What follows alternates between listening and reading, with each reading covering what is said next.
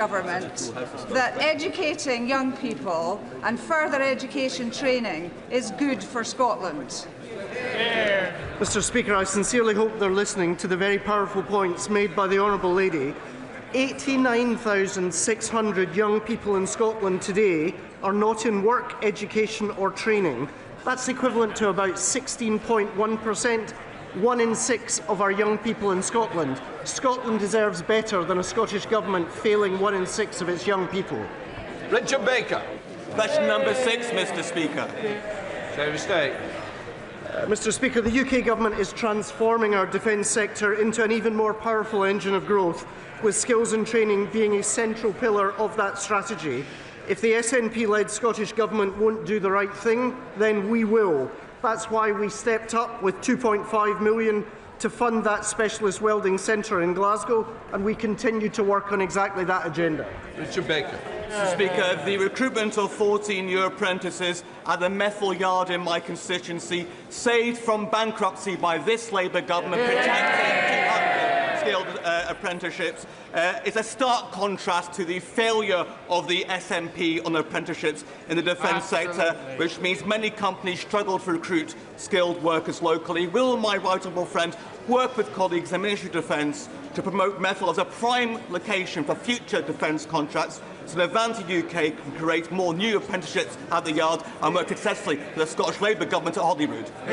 Mr. Speaker, I met with Navantia Management in Fife on Monday. I met with the Defence Procurement Minister yesterday.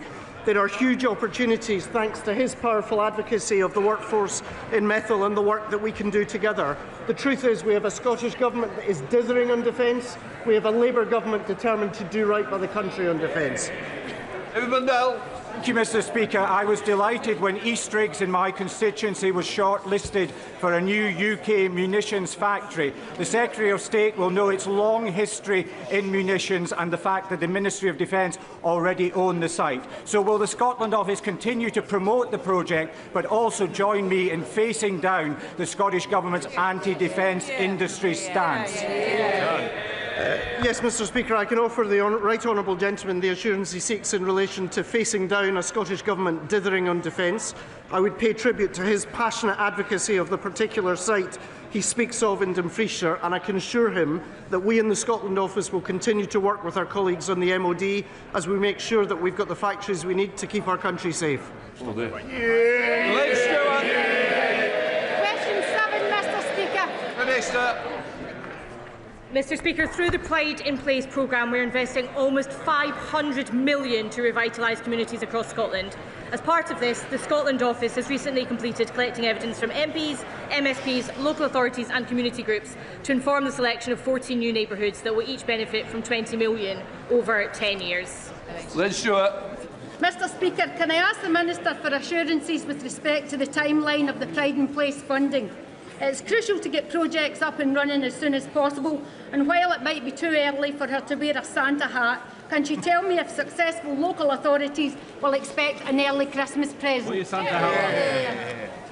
Speaker, I can confirm to the Honourable Lady that she won't have long to wait. It's in all our interest to get these coming down the chimney as soon as possible. Christine Jardine. Thank you very much, Mr. Speaker. 40% of children in Stenhouse in my constituency of Edinburgh West live in poverty.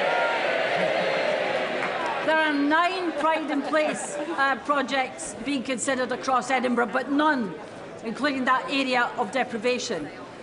So can the Minister tell me if there are plans to change the criteria so that areas like that could be included and attack problems like child poverty? Mr. Speaker, there are no plans to change the criteria against which local authority areas will be selected, but I can confirm we don't have very long to wait before the areas themselves will be confirmed. Yeah. Before we come to Premier's questions, can I welcome in the gallery His Excellency the Honourable Stephen Francis Smith, the Australian High Commissioner to the UK.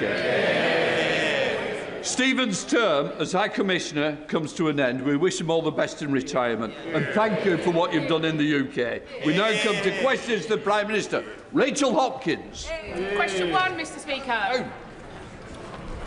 Mr. Speaker, can I begin by confirming your remarks about Stephen, who's in the gallery, as I understand it. He's been an incredible servant and a good friend to the United Kingdom, and we wish him well in everything he does in the future. Mr. Speaker, today's budget will be a Labour budget with Labour values to deliver for the British people's priorities. Mr. Speaker, I know what it feels like to sit around the kitchen table worried about bills that can't be paid. That's why this budget is for families that I know today are equally worried about the cost of living. That's why we're rolling out free breakfast clubs, free childcare and free school meals. And today we'll be going further to deliver the change we're elected to bring about. Cutting NHS waiting lists, cutting the national debt and cutting the cost of living. Mr. Speaker, this morning I had meetings with ministerial colleagues and others. In addition to my duties in this House, I shall have further such meetings later today. Rachel Hopkins. Thank you, Mr. Speaker. For years and years, rail fares have gone up and up, but this is set to change next year. Can the Prime Minister confirm that commuters in my constituency will see around £400 saving on their annual season ticket as a result of this government freezing rail fares? And can he confirm this is only possible because we have a Labour government? Well, I can confirm next year we're freezing rail fares for the first time in 30 years, saving millions of commuters hundreds of pounds. And yes, that's only possible because we have a Labour government investing in Great British Railways and putting more money in the pockets of passengers. Contrast our approach with the Leader of the Opposition, who says the minimum wage is a burden, she thinks, and she wants to means test the state pension. We now come to the Leader of the Opposition, Kevin Bernard. Thank you, Mr. Speaker. And can I first pay tribute to the many farmers who have come to Westminster today to protest the shameful attack on them in last year's budget. I want them to know that Conservatives stand with them. Mr. Speaker? Yeah. They arrest them, we stand with them. Mr. Speaker, this has been the most chaotic lead-up to a budget in living memory, with resignations, hostile briefings and... Can I just say to a couple of you, if you don't want the budget, make your mind up now. Nobody wants this budget, Mr. Speaker. With resignations, hostile briefings and leaks galore, even just in the last 10 minutes, an unprecedented leak of the OBR analysis.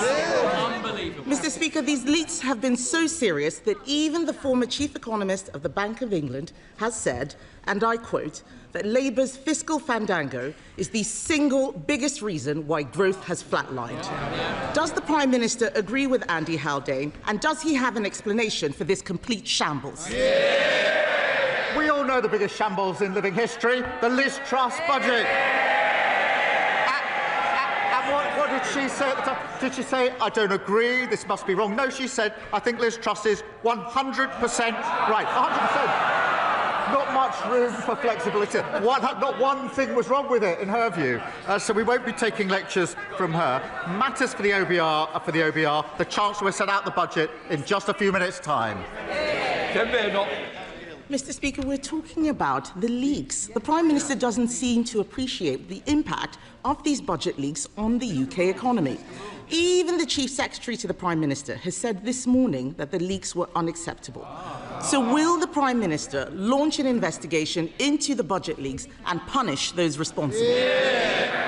Mr. Speaker, it's literally about 25 minutes before the budget will be set out in all, where we'll take further decisions. The Chancellor will set it out, but thanks to the decisions she's already taken, we've got 5 million extra NHS appointments, waiting lists are coming down, mortgages are cheaper, we've expanded free school meals. That's 100,000 children lifted out of poverty, a moral mission for this government. Compare that to the record opposite any day of the week. Mr. Speaker, he talks about the decisions she's already taken. If they were that great, we wouldn't have all those farmers outside protesting. He doesn't want to talk about leaks, but we can see that the chaos in Number 10 is having real-world consequences. Instead of focusing on the economy, they've been fighting like rats. Several journalists reported that Number 10 sources had briefed against the Health Secretary and other senior cabinet ministers. The Prime Minister then told us that these briefings did not come from Number 10. Will he repeat on the floor of the House the claim that none of his advisers has briefed against members of the Cabinet? Prime Minister. Mr. Speaker, I've been really clear about this. No one in Number 10 has briefed against Cabinet ministers. And the Health Secretary is doing a fantastic job. He stood before the electorate just before the last election. He said we'd deliver 2 million extra appointments for the NHS in the first year of a Labour government. There he is. What did he do? Not 2, not 3, not 4, but 5 million extra appointments for the NHS. They don't understand this language, Mr. Speaker, because they left everything absolutely broken. Mr. Speaker, the Prime Minister expects us to believe him. No one does. We all know that he did not have a serious leak inquiry. What he did, Mr. Speaker, was he asked Morgan McSweeney to investigate Morgan McSweeney, and then Morgan McSweeney discovered that Morgan McSweeney was innocent. All of this calls into question the Prime Minister's judgment. All of this calls into question the Prime Minister's judgment. We read this weekend that he wants the former Deputy Prime Minister back in his cabinet. He must have forgotten that she had to resign only a few months ago for tax evasion. When did the Prime Minister decide that lawbreakers can be lawmakers? Mr. Speaker, while she's scrolling through Twitter, we've delivered rail fares frozen, prescription charges frozen, the minimum wage boosted. We're focusing on the cost of living, the single most important thing for this country. She's focusing on tittle-tattle. It's not tittle-tattle, Mr. Speaker. We all know that he's only talking about welcoming the Deputy Prime Minister back because he is desperate to shore up his crumbling leadership. But if he were to welcome her back, will he set a condition that she must pay back the £40,000 of property taxes she avoided, the same property taxes they're very happy to put on everyone else, and will she also return her £17,000 of severance pay? Prime Minister. Mr. Speaker, the former Deputy Prime Minister is the biggest social mobility story this country has ever told. She started from humble beginnings and fought her way to the very top. I'm very proud of what she's achieved in politics. I'm very proud of everything she's done for this Labour government. That sounds like a no, Mr. Speaker. I've never heard the Prime Minister speak so highly of people avoiding their taxes. But in summary, this just looks like a government that is a slow-motion car crash. His cabinet are briefing against each other, his MPs are planning for life after him, and the most chaotic run-up to a budget in recent memory is happening on his watch. Even the Chief Whip is telling MPs that he wants out. The truth is simple, Mr. Speaker. His MPs don't trust him, the markets don't trust him, and the public certainly don't trust him. When will he finally accept that the chaos starts and ends with him? The most chaotic budget was the Liz Truss budget. It did huge damage to our country. We're still suffering from that damage. And what did she say about Liz Truss? She obviously does still think it. When asked, was Liz Truss right? 100% right, she said. The most chaotic, damaging budget there's ever been. And she sticks by it. I'm very interested to see her response to this budget if she thinks Liz Truss got it right. Mr. Speaker, what we're doing is focusing on cutting waiting lists, cutting the national debt, cutting the cost of living, renewing our country, a Labour budget with Labour values, delivering for the British people. Thank you, Mr. Speaker. At the moment, everyone is being bombarded with adverts and emails for Black Friday, encouraging them to spend money on so-called time-limited deals leading to panic buying, increasing debt, buyer regret, and not to mention the impact on the planet, with delivery and returns of goods responsible for millions of tonnes of CO2 emissions. Does he agree with me that instead of rushing to buy online, people should look to their high streets to support local businesses and keep money in the local economy this Christmas? Well, I want to see our high streets thriving, and I would encourage everyone to support local businesses this Christmas. Through our small business strategy, we've got £3 billion boost to help small businesses expand, and we've tackled the most significant reforms to tackle late payments, the most significant in 25 years, Mr. Speaker. And the Chancellor will have to say more about that in just a moment. Sred David, Leader of the Liberal Democrats. Thank you, Mr. Speaker. We've just seen in the leaked OBR documents that taxes are going up to a historic record high. So will the Prime Minister explain why Labour is hiking people's taxes instead of fixing the £90 billion Brexit black hole in the public finances by growing our economy with a new, detailed, brilliant trade deal with our European partners? Well, he'll only have to wait a few minutes for the full details of the budget. But, Mr. Speaker, every week he comes here with the same problem. He always wants more spending, and he never wants to say how he's going to raise the money for it. The two things can't go together. Sir Ed Davey. Speaker, we want to grow the economy, not tax the economy. But if I can take him on to another issue, Mr. Speaker, I hope everyone in the House shares my alarm that a former leader of a political party in Wales has been found guilty of betraying our country and has now been sentenced to over 10 years in prison for his treachery. The Prime Minister said that Reform should hold an independent investigation, and he is right, but we both know that that's not going to happen. So given Reform won't, he must. So will he now launch a national investigation into Russian infiltration into our politics? Well, he's right to highlight this very serious case, a long sentence for pro-Russian bribery in the Reform Party at the highest level. You would think a leader of a political party would want to get to the bottom of that and ask the question, how on earth did that happen in the Reform Party? And what other links are there between Reform and Russia? But no, the leader of Reform doesn't want to do it because, Mr. Speaker, we know he doesn't want to know the answer to the question because Reform is riddled with pro-Putin propaganda. Thank you, Mr. Speaker. Mr. Speaker, after 8 years of traffic chaos and increasingly creative traffic diversions, residents of Parkside and Marston Grange in my constituency are beginning to wonder whether the A513 at Beaconside is a permanent monument to the traffic cone. In the time that Staffordshire County Council and Taylor Wimpey have taken to complete one stretch of road, we've had 6 Prime Ministers, not to mention Notre Dame burned down and was rebuilt using medieval building techniques. So what can be done to hold developers and local authorities properly to account so that essential infrastructure is delivered on time with minimum disruption? Well, it's staggering that an important upgrade for drivers to improve their journeys has been delayed for 8 long years. And I understand the scheme is currently being held up by the Reform-led council, Kel Sabri, who are proving as hopeless in local government as everybody anticipated. Mr. Speaker, we've invested £24 billion in our roads, and I call on Staffordshire Council to end the delay, get on with the job, and get this scheme started for her constituents. Alison Bennett. Thank you, Mr. Speaker. University Hospitals Sussex currently have 350 people, well enough to go home, for occupying beds.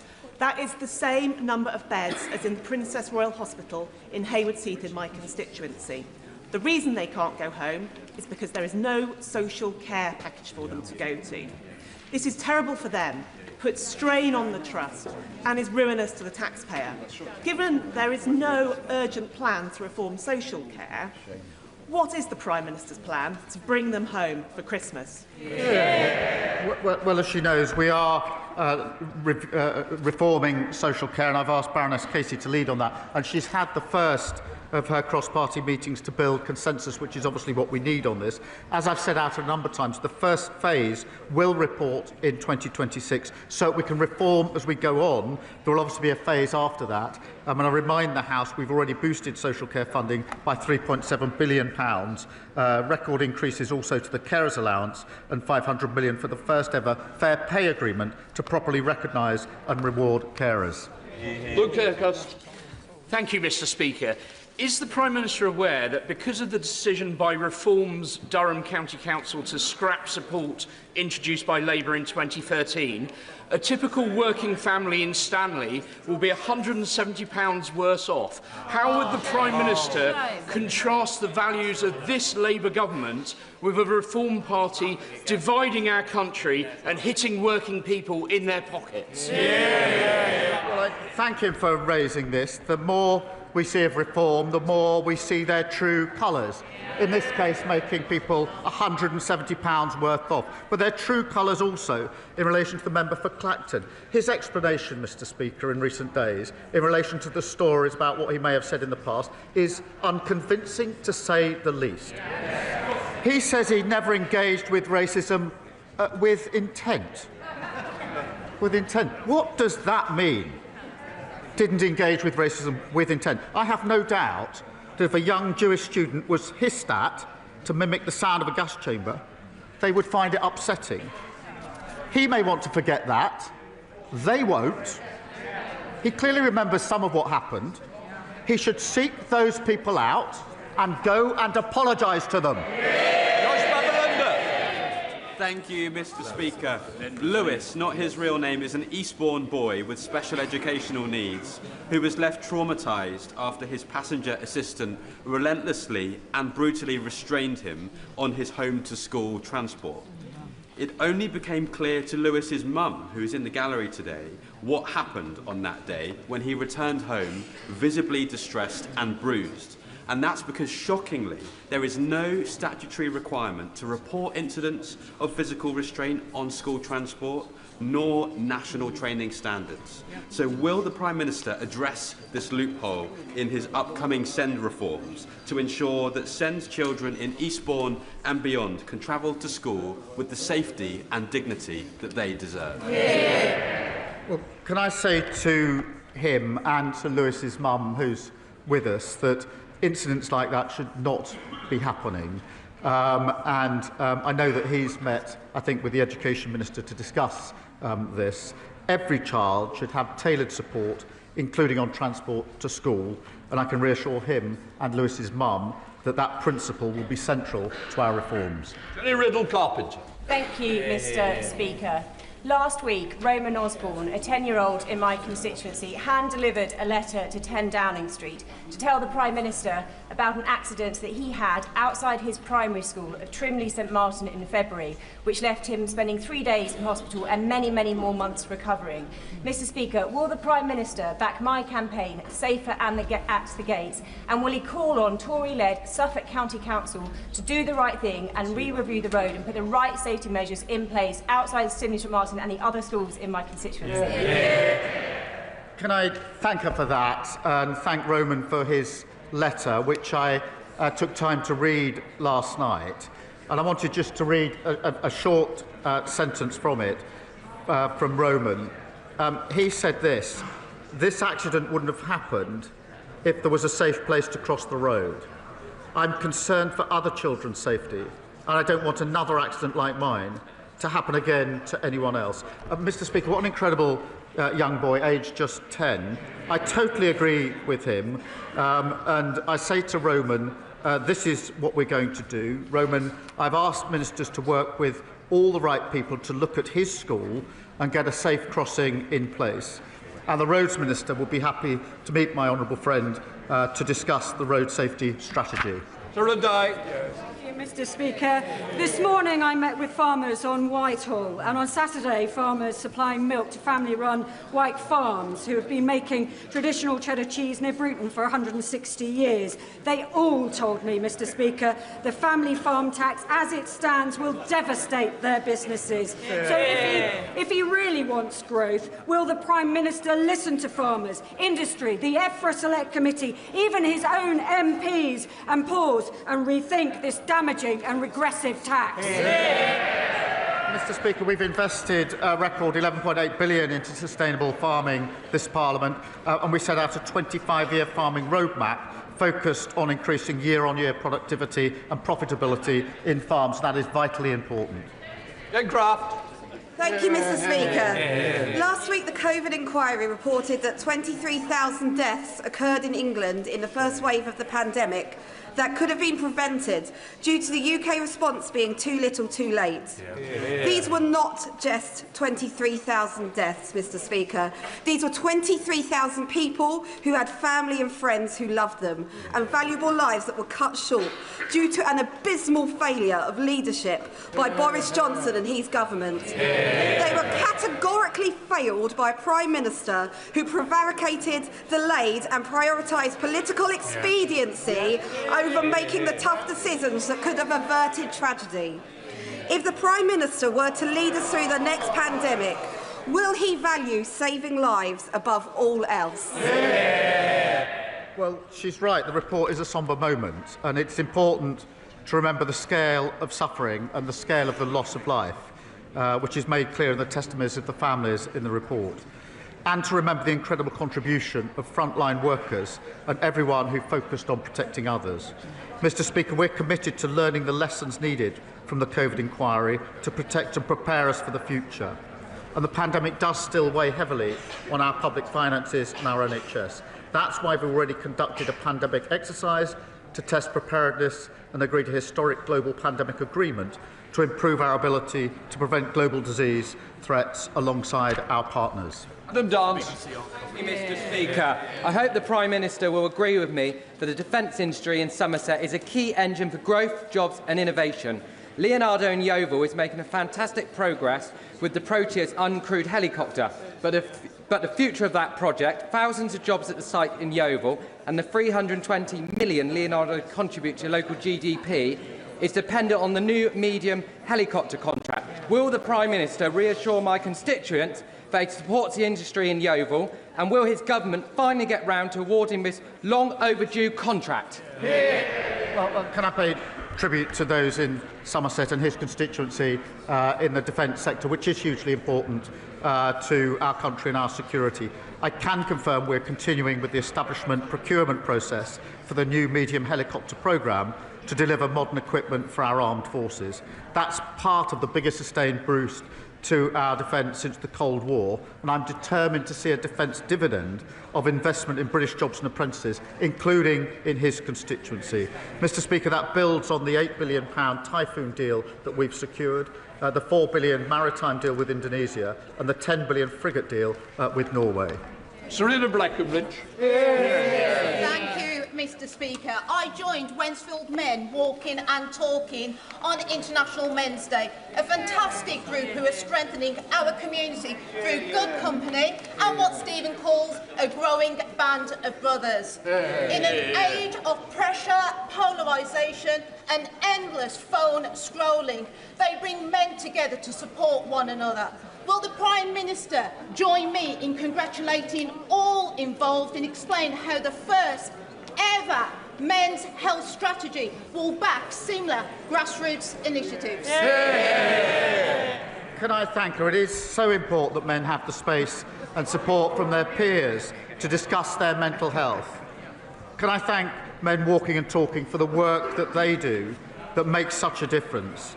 We were proud to launch our men's health strategy last week to get more men the support they need. And Mr. Speaker, I wanted to take a moment to thank my honourable friend for Cannock Chase for his honesty and bravery on International Men's Day. And I say again, men speaking so truthfully about their experiences is so powerful and inspires more to do the same. He's a credit to this House. Richard. Thank you, Mr. Speaker. Consequential to President Trump's misunderstanding of Putin's assessment going forward into... I've got it completely wrong, so let me do it without notes. There we are. What a day to do it. President... I can't... You know, I've completely lost it, and I apologise. So let me read it. Let me read it, because I'm going to carry on. I'm afraid the Prime Minister's not going to get away that easy. So, consequential to President Trump's misunderstanding of Putin's strategic intent for both Ukraine and Europe is the Prime Minister's solemn responsibility to keep this country safe. Given the hypersonic missile threat and the ballistic missile threat, known threat from Russia, and the fact that the United Kingdom has no current counter to that, what is the Prime Minister going to do to keep this country safe from those that have already threatened us? I thank him for his question and his contribution to this important debate, and of course the contribution he made yesterday as well. It is the first duty of the Prime Minister to keep this country safe. It's the duty that is paramount and above all else, and I take it extremely seriously and treat it as my #1 priority. We review our security and defence arrangements all of the time, and we are particularly a leading member in NATO, which is the single most effective military alliance the world has ever seen. Ben Coleman. Thank you, Mr. Speaker. My constituents in Chelsea and Fulham tell me that our top national priority must remain, as it is, economic growth. So does the Prime Minister agree that the swiftest way to achieve growth is for the government to be even more ambitious in negotiating with the European Union, to remove the new red tape and trade barriers that have been holding back UK businesses, especially small and medium-sized ones, since the Conservatives' poorly managed exit from the European Union? Well, the deal we struck with the EU will deliver on what the British public voted for last year, which is, as he says, boosting economic growth and restoring positive relations. The deal we've struck is worth £9 billion to our economy in 2040. It includes an SBS agreement to cut supermarket prices and boost export opportunities. And the tourism reform would rip up that deal and leave us all paying more at the checkout. Thank you, Mr. Speaker. When it comes to economic growth, this Labour government is all talk and no action. So maybe I can help the Prime Minister. Roadworks and traffic jams cost the UK economy £8 billion last year. This affects my constituents in Broxbourne every single day. They want to know what the government is doing about it, when the government is going to back working people and get Britain moving. Under this government, growth is the highest in the G7 for the first half of this year. Under the last government, they crashed the economy. Emily Darwin. Thank you, Mr. Speaker. Yesterday was the UN International Day for the Elimination of Violence Against Women, otherwise known as White Ribbon Day in Milton Keynes and many other places. Will the Prime Minister join with me in congratulating Mr. Speaker on his commitment that this House will become the first national White Ribbon Parliament in the world? And will he join me, Mr. Speaker, and many members from across this House in making the White Ribbon promise to never use, excuse, or remain silent about men's violence against women? Can I thank her for raising this really important issue? And I'm really proud, Mr. Speaker, on what you've done with this Parliament in relation to the White Ribbon campaign.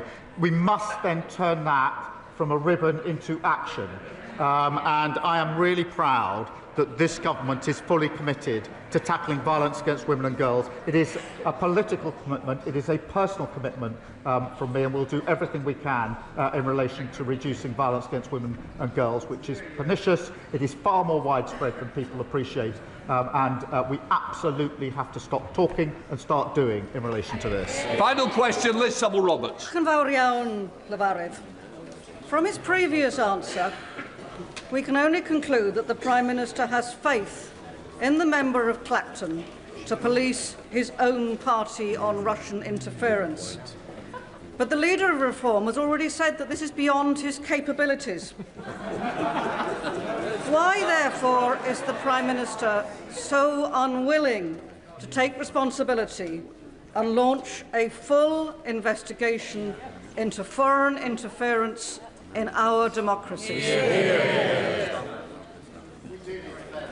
Interference in our democracy, but the responsibility for the investigation of what happened in Reform lies with the leader of the Reform Party. Mr. Speaker, he's usually got plenty to say, and now he's totally silent on one of the most important issues. Mr. Speaker, he needs to speak up and answer those questions. That completes Prime Minister's questions.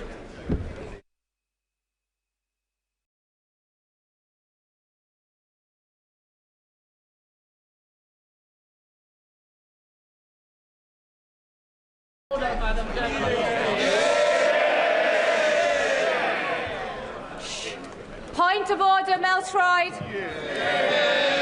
Thank you, Madam Deputy Speaker. On a point of order, Madam Deputy Speaker, this morning we have seen an unprecedented leak of the OBR's Economic and Fiscal Outlook report before the budget.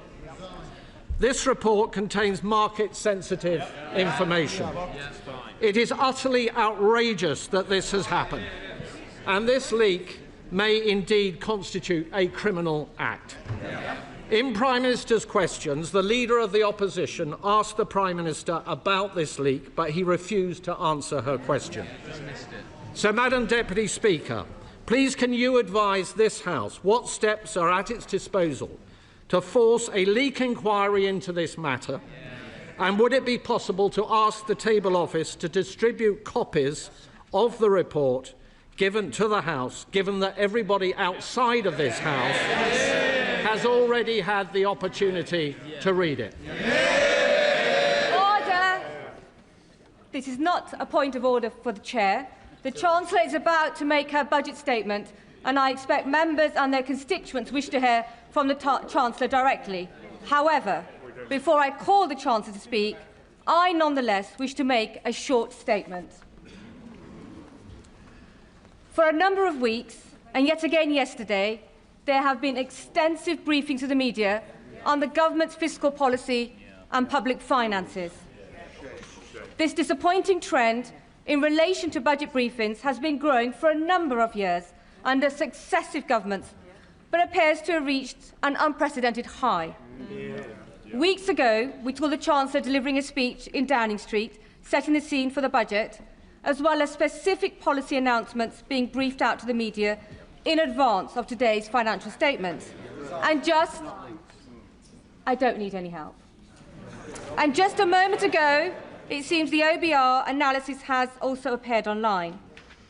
This all falls short of standards that the House expects. The premature disclosure of the contents of the budget has always been regarded as a supreme discourtesy to this House and to all the democratically elected members, not to mention to Mr. Speaker and to myself, the Chairman of Ways and Means. The government's own ministerial code cannot be clearer, as set out in paragraph 9.1. When Parliament is in session, the most important announcements of government policy should be made in the first instance to Parliament. Mr. Speaker has always upheld the rights of this House and its members to be treated with respect and to be the first to hear major government policy announcements on behalf of their constituents.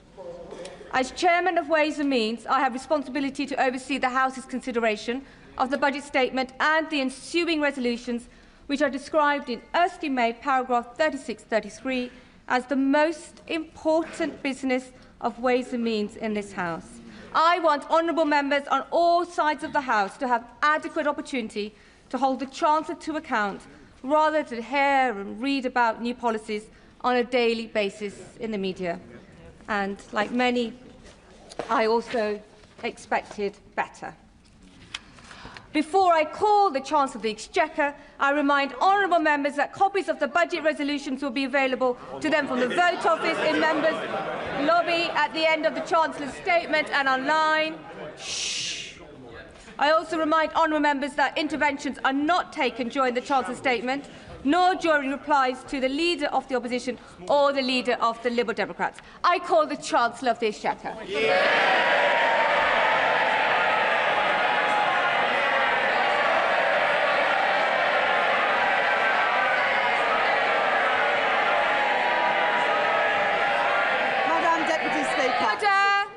Chancellor. Madam Deputy Speaker, it is my understanding that the Office of Budget Responsibility's Economic and Financial Outlook was released on their website before this statement.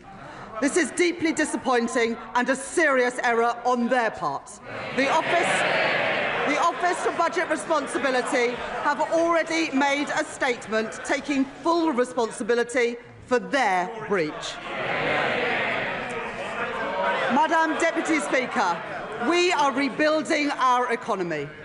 Over the last 16 months, we have overhauled our planning system to get Britain building, forged new trade deals, with the United States, India and the European Union. Reformed our visa system to bring the brightest and the best to Britain. We changed our fiscal rules that we inherited from the Conservatives and raised public investment to its highest level in 4 decades. And in last year's budget, I raised taxes on business and the wealthiest to close the £22 billion black hole in the public finances left by the party opposites. And we used that money to fund the biggest ever settlement for our National Health Service. They were the fair and necessary choices, and we faced opposition to them, from opponents to planning reform, who will always demand that the future is built somewhere else, not in their backyard. Opponents to trade, who want to take us down the path of isolation and division. Opponents to investment, who believe that the only good thing a government can do is get out of the way. Opponents who insist that the only way to balance the books is to cut public spending. And opponents who say that we don't need to balance the books at all. But we made these choices for a reason. Because after 14 years of Conservative government, working people demanded and deserved change. Investment, not cuts to our public services. Stability for our public finances, the single most important factor in getting the cost of living down. And economic growth, the best means to improve wages, create jobs and support public services. That is what our plan, that is what this government and our Prime Minister are all about. Today's budget builds on the choices that we have made since July last year. To cut NHS waiting lists, to cut the cost of living, and to cut debt and borrowing.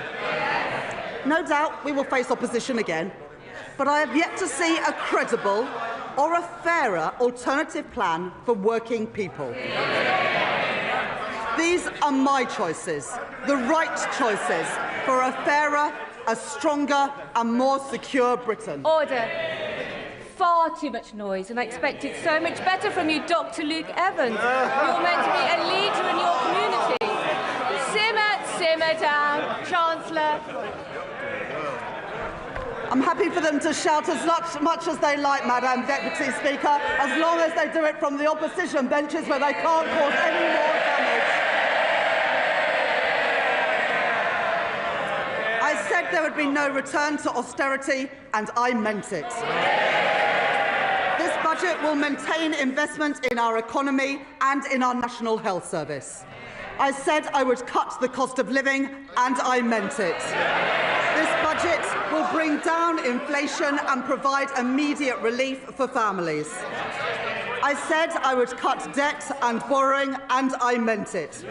Because of this budget, borrowing will fall as a share of GDP in every year of this forecast.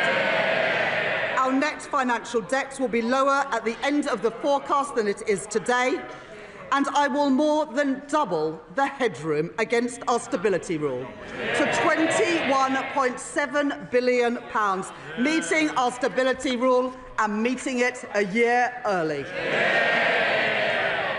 These are my choices, not austerity, not borrowing, not turning a blind eye to unfairness. My choices are a budget for fair taxes, strong public services and a stable economy. That is the Labour choice. Growth is the engine that carries every one of our ambitions forward, through stability, investment and reform. The platform from which British ambition can finally get moving again. Because growth doesn't just appear out of thin air. It is built patiently and stubbornly by people who take risks, by founders who bet their savings on an idea, by firms breaking into new markets, developing new technologies and creating new jobs and new opportunities, by the men and the women who work hard every day in all parts of our country. Our job is not to watch from the sidelines, but to partner with them, backing them every step of the way, to match private enterprise with public ambition. I would like to thank my team of officials at the Treasury for their hard work in preparing this budget. In the spring, the Office of Budget Responsibility forecast that our economy would grow by 1% this year. I said then that Britain would defy the forecasts, and defy them we have. The OBR have upgraded Britain's growth for this year from 1% to 1.5%,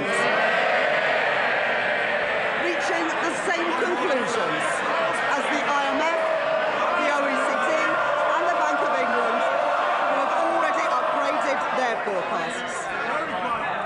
Today, the OBR have published the result of their review of the supply side of the economy.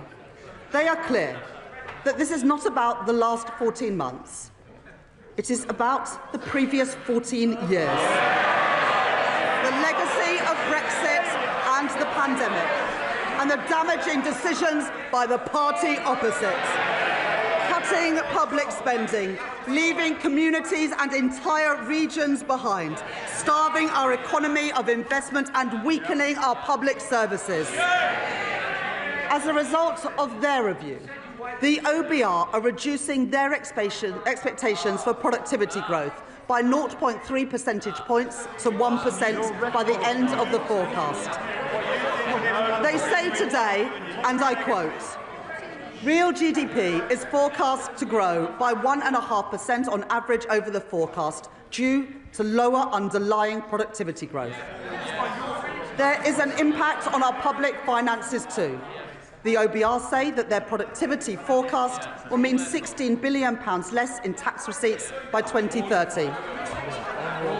These forecasts are the Tories' legacy, not Britain's destiny.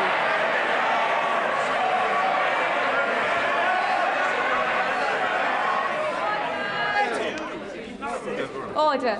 It is very hard to hear the Chancellor over all the shouting. And Mr. Holmes, you promised me yesterday you were going to be on top behaviour in the first few minutes. Chancellor. We beat the forecasts this year and we will beat them again.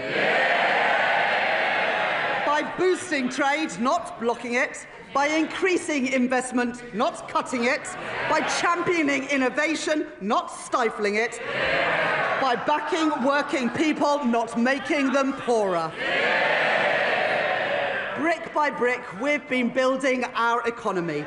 Building roads, building homes, getting spades in the ground and cranes in the sky.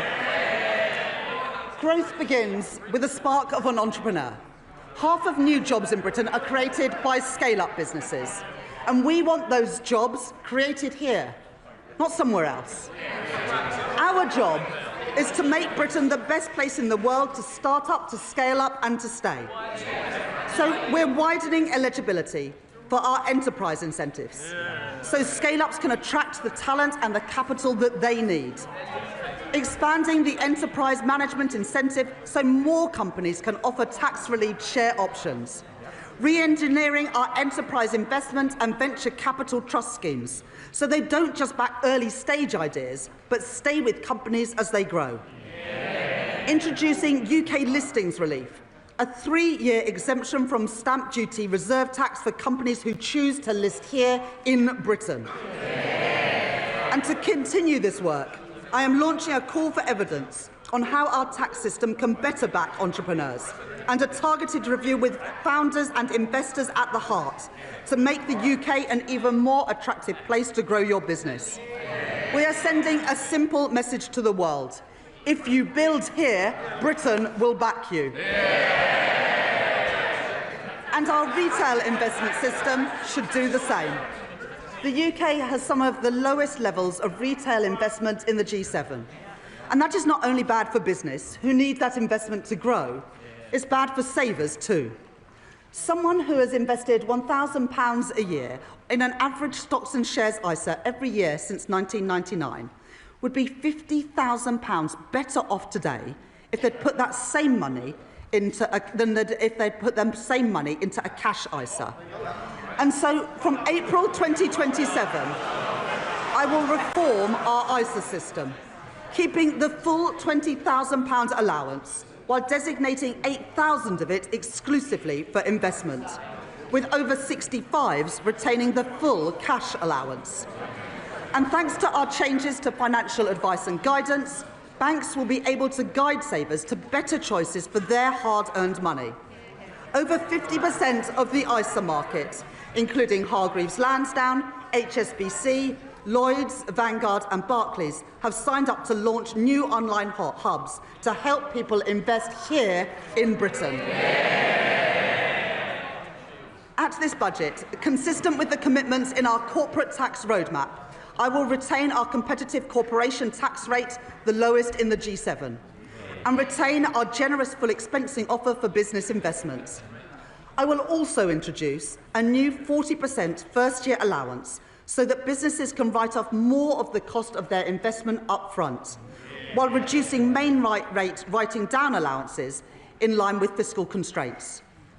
Private investment is the lifeblood of economic growth, but growth needs public investment too. When faced with challenges, previous chancellors have chosen to decrease, delay or cancel capital spending. But low investment is the cause of our productivity problem, not the solution. So my choice is not cuts, not stagnation, but to maintain the additional £120 billion of investment that I provided at the spending review.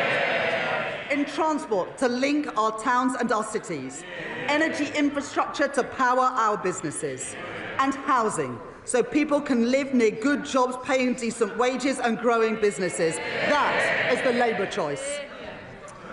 I'm grateful to the Financial Secretary to the Treasury for his work in driving our growth agenda forward. As we allocate investment for the infrastructure that is the backbone of economic growth across our country, today I will commit investment for the Lower Thames Crossing. And we're continuing to drive investment in city-region transport, in the Midlands Rail Hub and the Transpennine Route upgrade, along with our commitments to the Northern Growth Corridor, including Northern Powerhouse Rail. It is this Labour government that has overhauled our planning system, and I will today provide further funding to increase planning capacity through a new skills offer, as called for by the British Chamber of Commerce and the Confederation of British Industry. It is this Labour government that has invested in nuclear power, in Sizewell C and in Culham. We are taking forward our commitment to slash electricity prices for thousands of manufacturing businesses, as Make UK and many others have called for. And today I'm pleased to welcome John Finkelton's report, an ambitious plan to cut the red tape that has tied our nuclear industry in knots for decades. And within 3 months we will set out our plan for delivering his recommendations. We are proud of our industrial heritage, and we are determined to build the industry of the future so that we buy, make and sell more here in Britain. That's why, as we increase defence spending, we are investing in Portsmouth, in Barrow and in Plymouth. And I'm pleased to be supporting Team Derby, an initiative to drive growth in one of our defence industry hubs. It's why we stepped in to save British Steel in Scunthorpe and invested in Sheffield Forge Masters. And it's why we've changed government procurement so we can buy British when it is crucial to our national security. For steel, for shipbuilding, and today for AI, driving innovation and building that great industry here in Britain. But it's not just what we invest that matters, it's how we invest. Putting money and power back in the hands of local and regional leaders. Today, we are devolving £13 billion of flexible funding for 7 mayors to invest in skills, business support and infrastructure. I'm extending the business rates retention pilots in the West of England, Liverpool City region and Cornwall until 2029. And providing £30 million for the Kernow Industrial Growth Fund for sectors like critical minerals and marine innovation. I am establishing the Lead City Fund, a long-term agreement to retain business rates to fund local regeneration projects like the development of Leeds South Bank, and I am allocating £20 million for the new Peterborough Sports Quarter and £16 million for a science centre in Darlington from the Growth Mission Fund. The benefits of investment the benefits of investment and growth must be built and felt in every part of our United Kingdom. So we are providing an additional £370 million for the Northern Ireland Executive, £505 million for the Welsh Government and £820 million for the Scottish Government over the spending review period through the Barnett formula. And I am making... Sorry, I didn't quite catch that from the SNP. Did they not hear? Perhaps, Madam Deputy Speaker, they didn't hear. £820 million for the Scottish Government over the spending review period because Anna Sawa asked us to. And I'm making targeted investments in our industrial strategy sectors across the UK. In Northern Ireland, I am providing £17 million to support businesses and strengthen the UK internal market, and backing advanced manufacturing through the Northern Ireland Enhanced Investment Zone. Wales will be the host for 2 AI growth zones, creating more than 8,000 jobs, supported by a £10 million investment in the semiconductors critical for that industry. And we are building the UK's first small modular nuclear reactors with Rolls-Royce at Wilfer in Anglesey. 2 Labour governments working together in Wales to deliver for the people of Wales.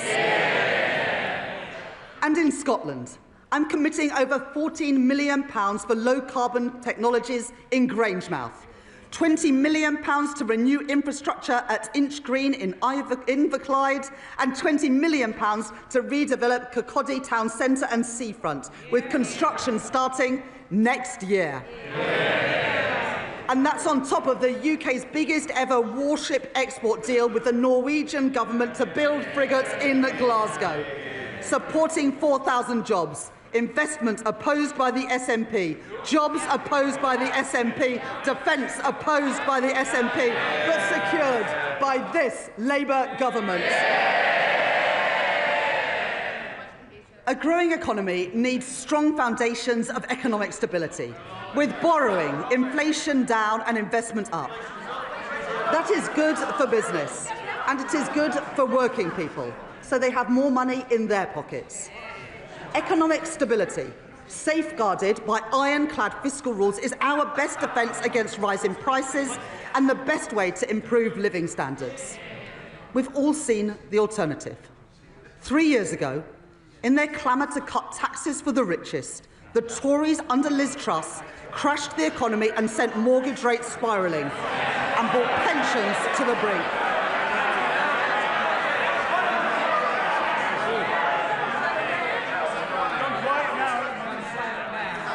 Being so loud, Madam Deputy Speaker, and yet I can't even hear them now.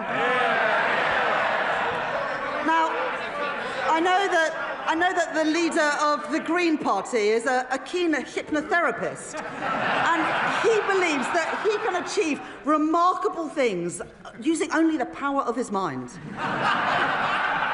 Unfortunately, the only things getting bigger under his approach would be the deficit and the rate of inflation. And for all the damage that the Conservative cuts did to our schools and our hospitals, they also doubled the national debt. Our net financial debt this year will be £2.6 trillion, 83% of GDP, meaning that today, 1 in every £10 that government spends is on debt interest. Not on paying down that debt, but just on paying the interest on the debt that we inherited from the Conservatives. My fiscal rules will get borrowing down while supporting investment. The stability rule, that day-to-day expenditure must be met through tax receipts. and the investment rule, which allows me to increase investment whilst getting debt on a downward path. Those fiscal rules are non-negotiable. I met them at the budget last year, I met them in the spring, and I have met them today. While the current budget balance is in deficit by £28.8 billion in 26-27 and £4.6 billion in 27-28, it moves into a surplus of £3.9 billion in 28-29, £21.7 billion in 29-30 and £24.6 billion in 2030-31. More than doubling our headroom against the stability rule and meeting that rule a year early too. And our net financial debt is 83.3% in 26-27, 83.6% in 27-28, 83.7% in 28-29, falling to 83.0% in 29-30 and 82.2% in 2030-31. Madam Deputy Speaker, I said we would cut the debt, and we are, with debt down by the end of the forecast. And going forwards, to support our commitment to a single fiscal event and further strengthen our economic stability, I will follow the recommendations of the International Monetary Fund by assessing the fiscal rules just once a year at the budget. Despite the challenges we face on productivity, the path of our deficit reduction remains broadly the same as in spring.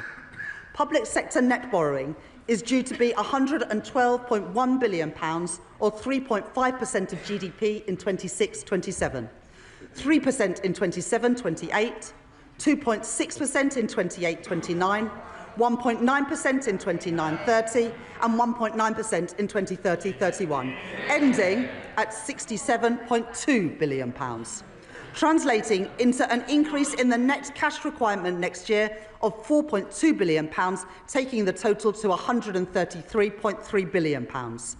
According to the IMF, we are due to reduce borrowing more over the rest of this Parliament than any other G7 economy. The Conservatives crashed the economy, we are protecting it. The Conservatives lost control of debt, we are getting debt down. The Conservatives let inflation and interest rates go through the roof. But, Madam Deputy Speaker, since Labour took office, the Bank of England have cut interest rates 5 times. I've made my choices. Not reckless borrowing, not dangerous cuts, but stability for our economy, security for our public finances and security for family finances too. Those are the Labour choices. Madam Deputy Speaker, Tory austerity left classrooms crumbling and waiting lists sky high, weakened our productivity and choked our economic growth. And now they propose a further £47 billion of cuts to our public services. Well, that is equivalent to cutting every police officer in our country twice over. And then there is Reform, who promise more than £100 billion of cuts, with no details of where those cuts will come from or who will pay for them. A recipe for devastating damage to our public services. People voted for Labour because they wanted roads that aren't full of potholes. They want police on our streets and they want an NHS that is there when they need it. And we're delivering that. Waiting lists down by 230,000. And not just the 2 million additional appointments we promised, but an additional 5.2 million appointments already delivered since the general election. I joined the Labour Party almost 30 years ago because I could see that the Conservative government that I grew up under didn't care much about schools like mine. Textbooks were rationed. I know that many of you weren't at schools like mine. There is far too much noise, far too much excitement. People need to calm down a little. Chancellor. They don't want to hear what the Tories did to schools like mine, but I will tell them. textbooks rationed, libraries closed, kids herded into porta cabins in the playground, and I came into politics to change that. The money that I allocated at the spending review will fix the crumbling classrooms that the Conservatives left behind and build the schools that they promised but never delivered. And today, thanks to representations from my honourable friends, the members for Wolverhampton North East and Leeds South West and Morley, I will provide £5 million for libraries in secondary schools, building on the £10 million commitment to ensure that every primary school has a school library within this Parliament. And thanks to representations from my honourable friends, the members for Bournemouth East and from Luton North, I am providing £18 million to improve and upgrade playgrounds across England. Madam Deputy Speaker, let there be no doubt that this is a government that is on the side of our kids and who will back their potential. I will not allow the legacies of Conservative neglect to stain our society. Last year, I made changes to the Mine Workers Pension Scheme to ensure that its members receive the fair pensions that they are owed. This year, with thanks to the Minister for Pensions for all his work in this subject, I can go further. I have heard representations from Labour Coalfield MPs, including my honourable friends, the members for Bassetlaw, Blyth and Ashington, Barnsley South, Mansfield and Llanelli. And today I can announce that I will transfer the Investment Reserve Fund of the British Coal Staff Superannuation Scheme to its members. So that the men and the women who worked in our coal industry get a fair deal in their retirement too. And more. Having heard representations from my honourable friends, the members for Banbury and the member for Edinburgh South West, I will index for inflation on pensions accrued before 1997 in the Pension Protection Fund and the Financial Assurance Scheme, so that people whose pension schemes became insolvent, no fault of their own, no longer lose out as the result of inflation. Last year, I also provided funding to compensate the victims of the infected blood scandal, after the previous government failed to budget for the costs of compensation. This year, I have listened to representations from my honourable friend, the member for Eltham and Chislehurst, and my honourable friend, the member for Edinburgh South West. And I'd like to thank the Minister for Employment for her representations over many years on this subject. As a result, I will exempt all payments from the infected blood scheme from inheritance tax, regardless of the circumstances in which those payments are passed down. Madam Deputy Speaker, that is how we should be spending taxpayers' money, on dealing with injustices and building strong public services, not on waste and inefficiency. At the spending review, I set an ambitious target of £14 billion of efficiencies per year by 2029, and I am grateful to the Chief Secretary to the Treasury for driving that work forward, realising savings through AI and automation, and by scrapping NHS England and reducing back-office staff by 18,000. At this budget, I will find a further £4.9 billion of efficiencies by 2031, getting rid of police and crime commissioners, cutting the cost of politics and local government, and selling government assets that we no longer have any use for. These savings will be required across government. But for our National Health Service, I will reinvest all of these savings back into the care that people rely on. More nurses, more GPs, more appointments. Restoring the services that faltered under years of Conservative decline and investing in the future of our National Health Service. And today I am announcing £300 million of investment in technology to improve patient service and 250 new neighbourhood health centres. Expanding more services into communities so that people can receive treatment outside of hospitals and get better, faster care where they live. Over 100 of these will be delivered by 2030, including in Birmingham, Truro and Southall. The Labour Party founded our National Health Service, and we will renew our National Health Service. I will take the same approach for defence spending that I take to NHS spending, reinvesting savings back into our national security. In our age of insecurity, Britain will continue to stand with our allies, working in collaboration to secure a sustainable ceasefire for Ukraine and maintaining our commitment to NATO, with the UK set to spend 2.6% of GDP on defence by April 2027. Madam Deputy Speaker, the public rightly expects that we stamp out fraud, error and waste and put that money to good use in our schools and our hospitals and other frontline services. My right honourable friend, the Home Secretary, has already announced that she will claw back excess profits from the use of hotels to house asylum seekers, as we phase out the use of those hotels entirely.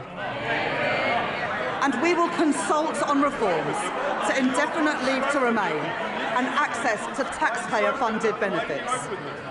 The introduction of digital ID will break the link between illegal migration and illegal working. And the HMRC and the Fair Work Agency will crack down on illicit businesses that blight our high streets and undercut illegitimate firms, enforcing the minimum wage, investigating dodgy businesses and increasing scrutiny of the gig economy, as well as tracking down fraudulent business owners who vanish without paying their taxes. And I'd like to thank my honourable friends, the members for Great Grimsby and Cleethorpes, Lee and Atherton and Kensington and Bayswater for their representations on this subject.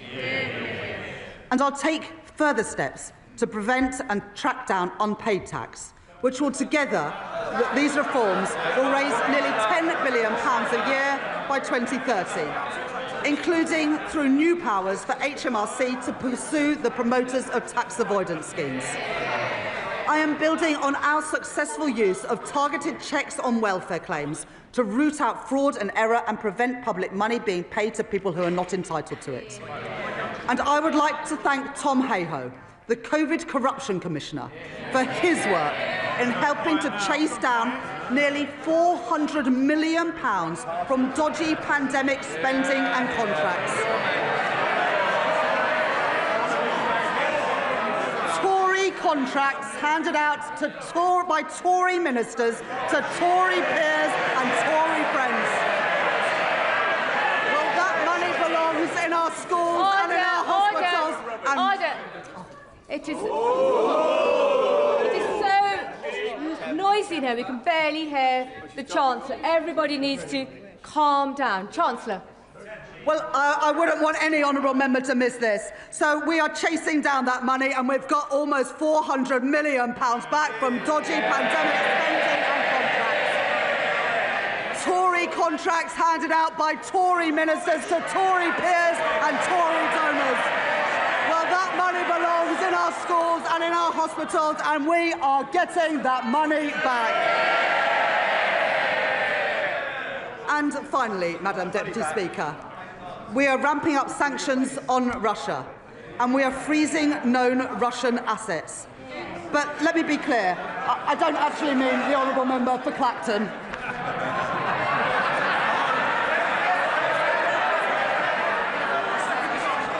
Under the Conservatives... Order.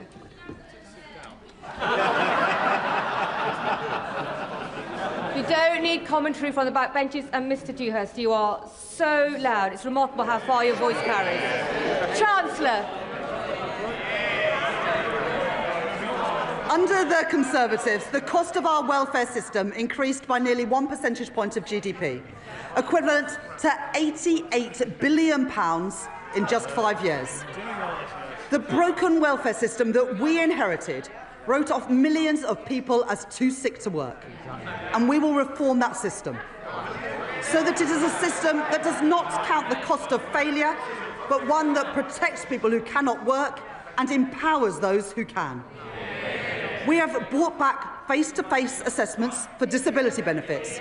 Those are the face-to-face assessments that the Shadow Chancellor got rid of when he was Work and Pension Secretary.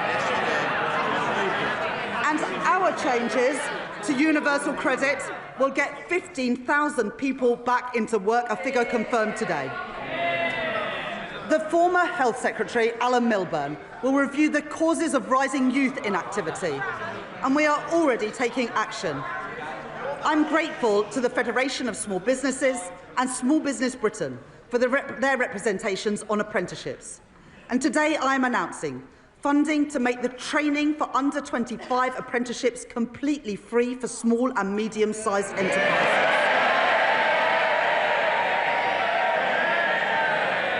And funding our new youth guarantee, providing £820 million over the next 3 years to give young people who are let down by the Conservatives the support and the opportunity that they deserve.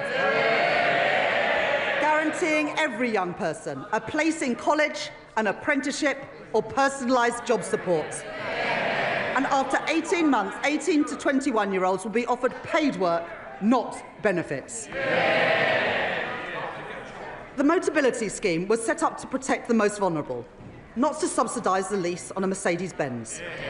And so I am making reforms that will reduce generous taxpayer subsidies, and Motability have confirmed that they will remove luxury vehicles from their scheme, getting the scheme back to its original purpose of offering cost-effective leases to disabled people. And taxpayers' money should not be spent on pensions for people abroad, who only lived here for a couple of years and may never even have paid a penny in tax. The Conservatives allowed thousands of people living abroad to buy their way into the state pension for as little as £3.50 a week, debasing the purpose of our pension system. And so I will abolish access to Class 2 voluntary national insurance contributions for people living abroad, increasing the time that someone has to live or work in Britain to 10 years and increasing the contributions that they must pay.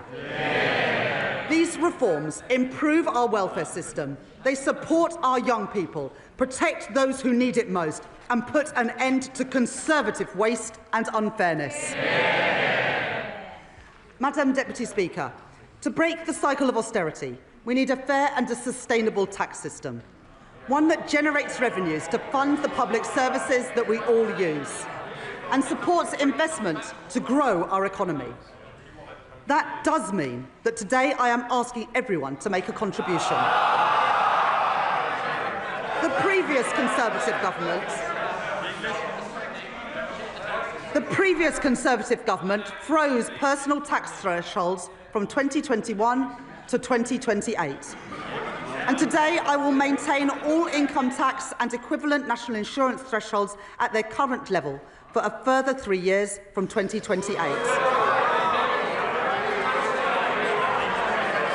While ensuring that people... Order! The noise is far too high. Chancellor. The Right Honourable Lady supported these freezes when her party made them. She might want to forget about it, but the British people never will.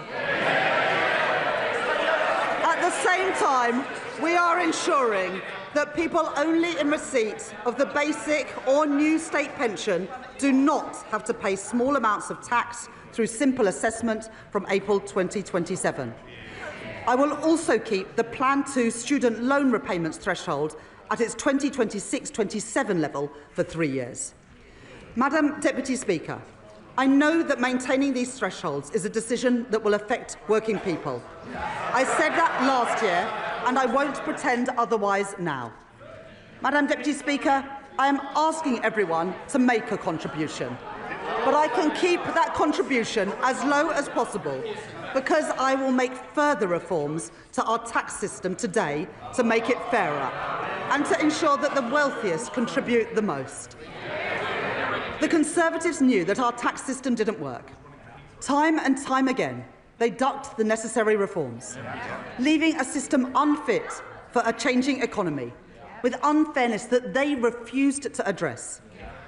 Currently, a landlord with an income of £25,000 will pay nearly £1,200 less in tax than their tenants with the same salary, because no national insurance is charged on property dividend or savings income.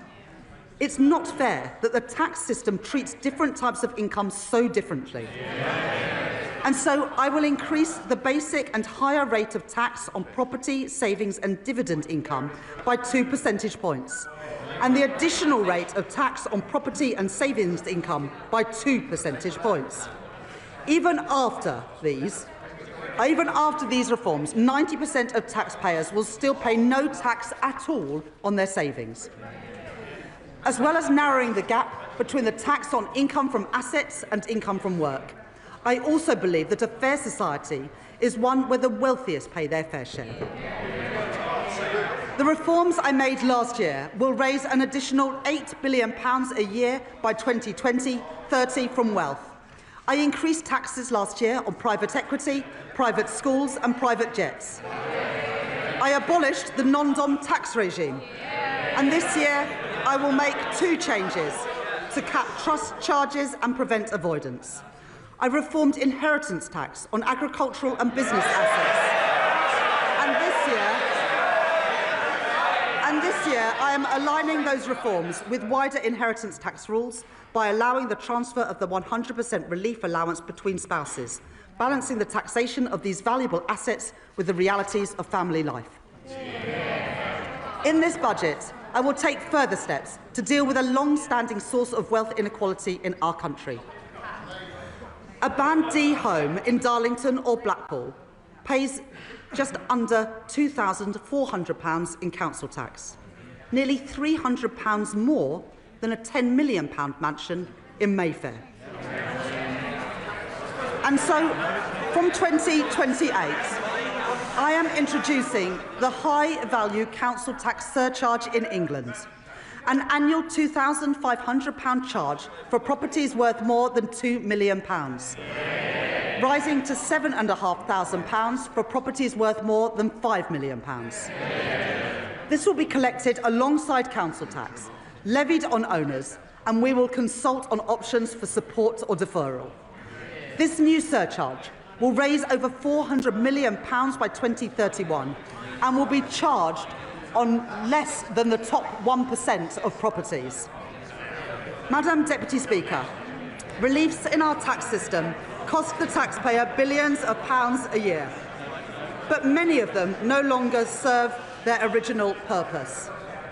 The government rightly provides generous tax relief for people paying into a pension, relieving income tax on all contributions and on the investment itself, as well as national insurance relief on employer contributions, at a cost of over £70 billion a year to the Exchequer.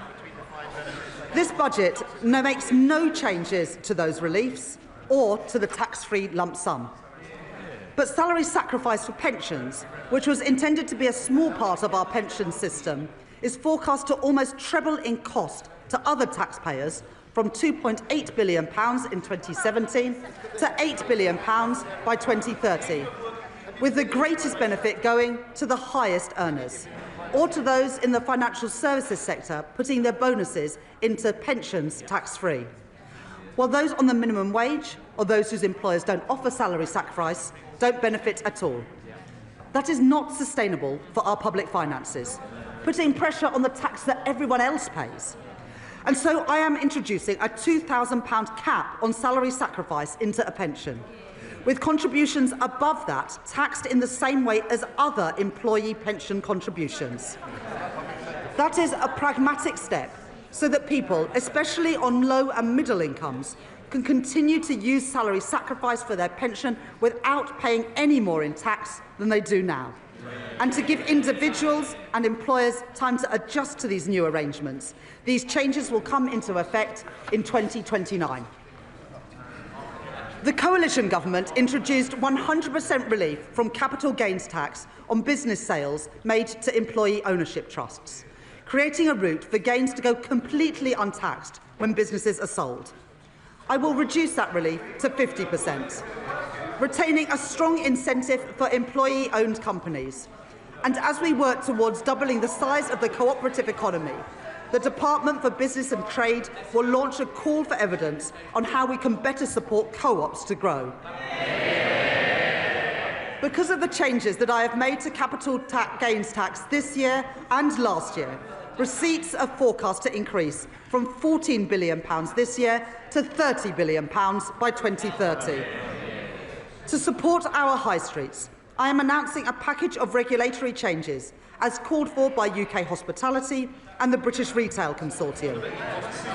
And I will support the Great British Pub through our new national licensing framework, encouraging councils to back our pubs and to back late-night venues with greater freedoms.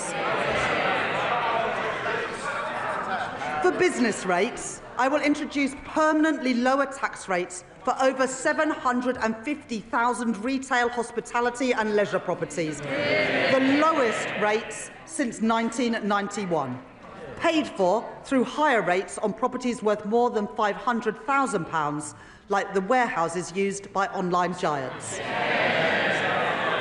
Alongside this, I will introduce a package of support worth over £4.3 billion over the next 3 years for a property of any size seeing a large increase in their bill. And to support a level playing field in retail, I will stop online firms from undercutting our high street businesses by ensuring customs duty applies on parcels of any value. I will reform our motoring taxes, exempting search and rescue vehicles from vehicle excise duty as called for by my honourable friends, the member for the Western Isles and for Whitehaven and Workington. And because all cars contribute to the wear and tear on our roads, I will ensure that drivers are taxed according to how much they drive and not just by the type of car they own, by introducing the electric vehicle excise duty on electric cars. This will be payable each year alongside vehicle excise duty at 3p per mile for electric cars and 1.5p for plug-in hybrids, helping us to double road maintenance funding in England over the course of this Parliament. And alongside this, I am providing support to boost our British car industry, increasing the threshold for the expensive car supplement on electric vehicles to £50,000, saving over 1 million motorists £440 a year. Providing £1.3 billion additional funding for the electric car grant, extending it to 2030 and taking total funding to £2 billion, as well as delaying changes to the employee car ownership scheme. In addition, we're investing a further £200 million to accelerate the rollout of EV charging, as well as 100% business rates relief for EV charge points for the next decade, with thanks to my honourable friend, the member for Camborne and Redruth, for his representations on this policy. And I will improve competition in our taxi industry by ending ride-hailing companies' use of a discount scheme intended for coach tours, as called for by Steve McNamara, the General Secretary of the Licensed Taxi Drivers Association, legislating to restrict access so that everyone pays fairly and protecting £700 million of tax revenue each year. I am responding to our consultation on landfill tax, and listening to representations, particularly from our house building industry. I will not converge towards a single rate, but I will prevent the gap between the two rates from widening to balance the need to address tax avoidance in the current structure. I will today publish Ray McCann's report into the loan charge along with the government's response, setting out a new settlement opportunity that will finally allow people to finalise their position and draw a line under this long-standing issue. And I'd like to thank my honourable friend, the member for Milton Keynes Central, for her representations on this subject. I will continue with the planned uprating for tobacco duties that I set out last year and uprate alcohol duties by inflation, along with our plans to introduce a vaping products duty in 2026 and changes to the soft drinks industry levy announced by my right honourable friend, the Health Secretary, yesterday. And I'd like to thank the Exchequer Secretary to the Treasury for his work on all the tax measures in this budget. I will also reform gambling taxes in response to the rise in online gambling. Remote gaming is associated with the highest levels of harm. And so I am increasing remote gaming duty from 21% to 40%. With duty on online betting increasing from 15% to 25%. I am making no change to the taxes on in-person gambling or on horse racing. And I am abolishing bingo duty entirely from April next year. Taken together, my reforms to gambling tax will raise over £1 billion per year by 2031. As a result of the tax reforms I have made today, I can confirm that I will not be increasing national insurance, the basic, higher or additional rates of income tax or VAT. And I have kept everyone's contribution as low as possible through reforms to make our tax system stronger, closing loopholes, ensuring that the wealthiest pay their share, and building a tax system that is fairer for the future as our economy changes. On the day I became Chancellor, I said that I would judge my time in office a success if I knew that ordinary children from working-class backgrounds were living more fulfilling lives. Their horizons expanded, their potential realised. I joined the Labour Party, I came into politics, because I believe that every child has equal worth and deserves an equal chance to achieve their promise. The biggest barrier to equal opportunity is child poverty.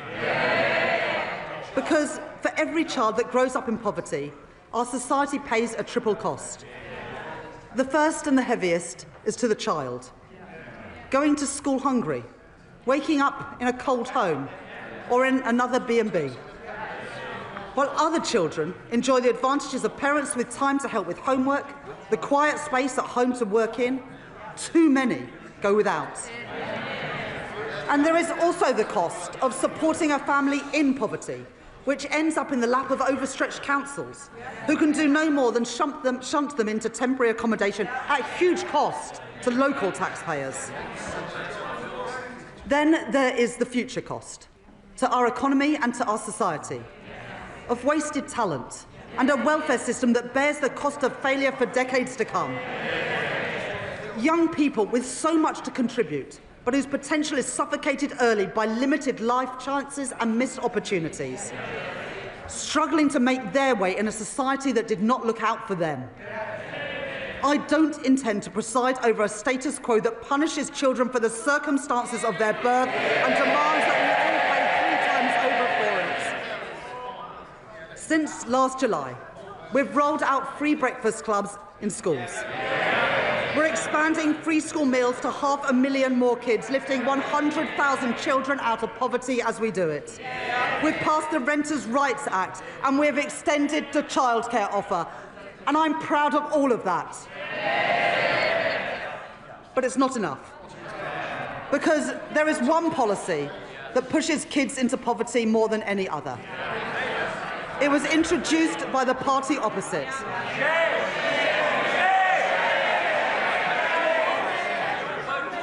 They said it would save money and that it would bring about behavioural change, disincentivising poorer families from having more children. Well, even on its own terms, it failed. The welfare bill has continued to rise, and there's been no difference in the size of families. But what it has done is to push hundreds of thousands of children into poverty since it was introduced. They said they were punishing parents' choices, but it's the kids who have paid the price. They've paid the price for the policies of a party which opted for cynical gimmicks over real savings in our welfare system.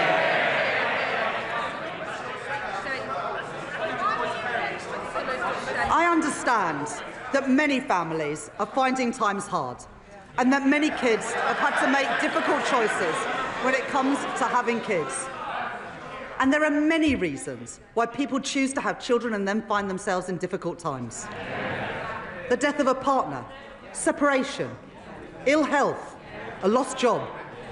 I don't believe that children should have to bear the brunt of that.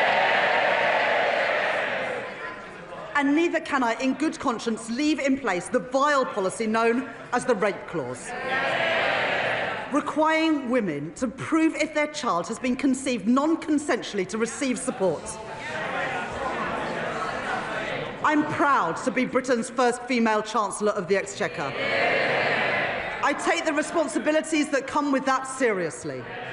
I will not tolerate the grotesque indignity of women of the rape clause any longer. It is dehumanising, it is cruel, and I will remove it from the statute book. And so, because I am tackling fraud and error in our welfare system, because I am cracking down on tax avoidance, because I am reforming gambling taxation, I can announce today, fully costed and fully funded, the removal of the two-child limit in full from April.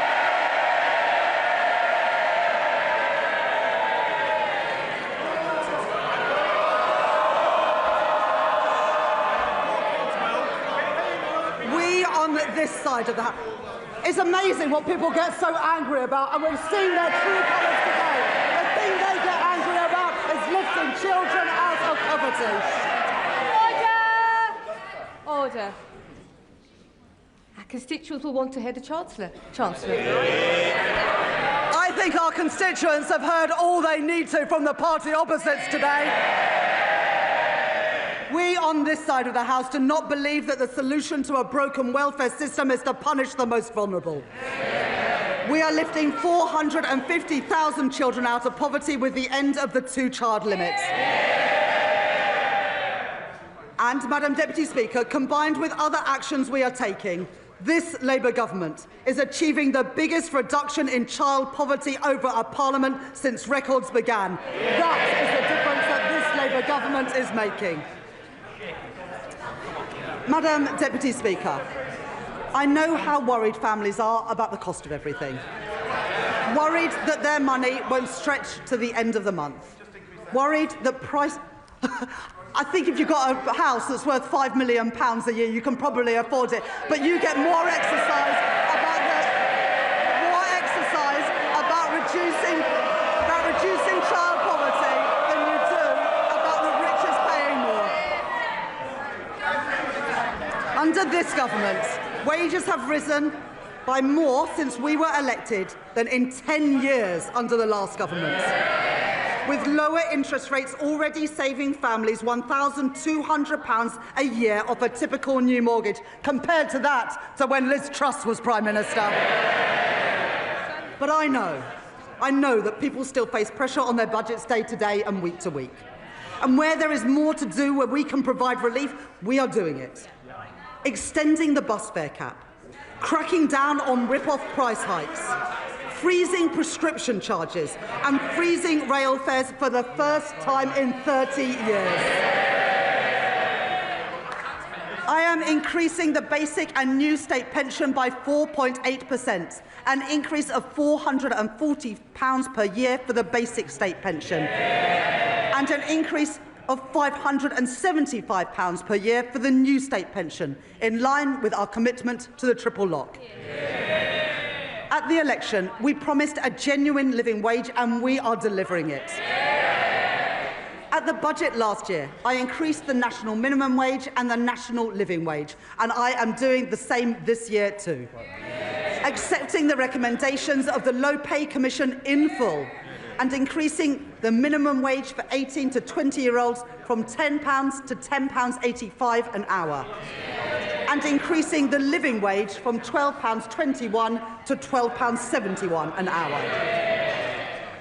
Under current plans, the temporary 5p cut to fuel duty that was introduced during the pandemic will come to an end in April, and fuel duty will be uprated in line with inflation. But I know that the cost of travelling to and from work is still too expensive. And so I am extending the 5p cut until September 2026. And because I know that changes in wholesale prices are not always passed on to motorists, I am bringing in new rules to mandate petrol forecourts to share real-time price rises through a new fuel finder, empowering drivers to find the cheapest fuel, calling out rip-offs and strengthening competition, saving the average household £40 a year. Madam Deputy Speaker, one of the greatest drivers of the rising cost of living is the cost of energy prices. The cause of high energy bills must be tackled at source, and so we are investing in energy security, in nuclear and renewable energy, and in insulation through our Warm Homes Plan. But that's not enough when people are struggling with energy bills today. The Conservatives' Eco Scheme was presented as a plan to tackle fuel poverty. It costs households £1.7 billion a year on their bills. And for 97% of families in fuel poverty, the scheme, get this, has cost them more than it's saved. It is a failed scheme, and so I am scrapping it, along with taking other legacy costs off bills. And as a result, I can tell you today that for every family, we are keeping our promise to get energy bills down and cut the cost of living. With £150 cut from the average household bill from April next year. Money off bills and in the pockets of working people. That is my choice. Not to neglect Britain's energy security like the Tories did. Not to leave working families to bear the brunt of high prices like the Tories did, but to get energy costs down now and in the future. That is the Labour choice. And Madam Deputy Speaker, one more thing. Because of our action on bills and on prices, as a direct result of this budget, the Office for Budget Responsibility confirmed today that inflation is coming down faster and will be a full 0.4 percentage points lower next year. That's the benefit of a Labour government cutting the cost of living. Madam Deputy Speaker, this Labour government is changing our country. In the face of challenges on our productivity, I will grow our economy through stability, investment and reform. I've met my fiscal rules and built our economic resilience for the future. I have asked everyone to contribute, yes, for the security of our country and the brightness of its future. But I have kept that contribution as low as possible by reforming our tax system, making it fairer and stronger for the future. I have protected our NHS, maintaining public investment and driving efficiency in government spending. I've taken action on our broken welfare system, rooting out waste and lifting children out of poverty. And I have cut the cost of living, with money off bills and prices frozen, all while keeping every single one of our manifesto commitments. Those are my choices. Order. Mr. Rankin, Ms. Morton, your voice carries right across the chamber. Right across the chamber. Try and take a breath every so often. Chancellor. Those are my choices. Not austerity, not reckless borrowing, but cutting the debt, cutting waiting lists and cutting the cost of living. Those are Labour choices, promised and delivered by this budget, promised and delivered by this Labour government. And Madam Deputy Speaker, I commend this statement to the House.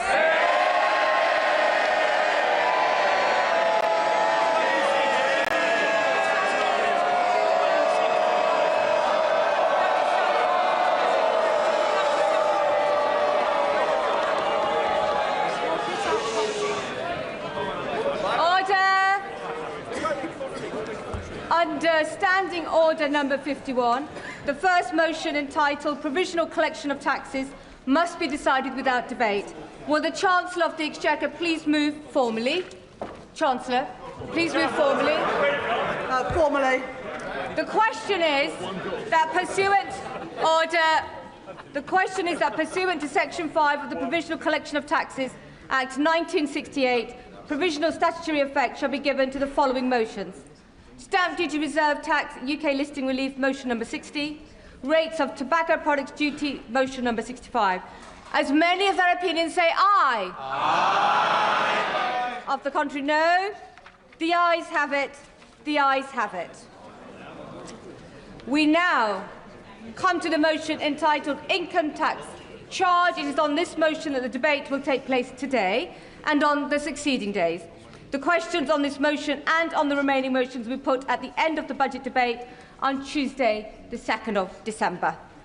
I call the Chancellor of the Exchequer to move the motion formally. Formally. The question is that income tax is charged for the tax year 2026-27, and it is declared that this and is expedient in the public interest that this resolution should have statutory effect under the provisions of the Provisional Collections of Taxes Act 1968.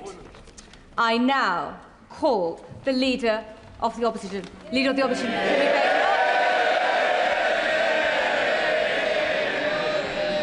Thank you, Madam Deputy Speaker.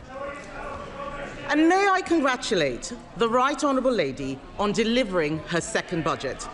I hope she enjoyed it, because it really should be her last. What a total humiliation. A total humiliation. Last... Can colleagues who are exiting the chamber do so swiftly, so we can focus on the Leader of the Opposition? Swiftly, exit, quietly. Right. Leader of the Opposition. It's a total humiliation, Madam Deputy Speaker. Last year, she put up taxes by £40 billion, the biggest tax rate in British history. She promised that she wouldn't be back for more. She swore it was a one-off. She told everyone that from now on, it would be stability and she would pay for everything with growth. Today, she has broken every single one of those promises. If she had any decency, she would resign.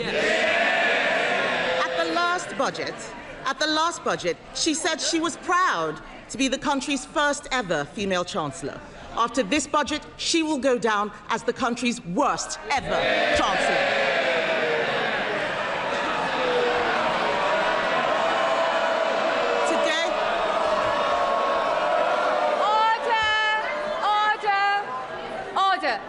Chief Whip in particular knows that we don't allow clapping in the chamber.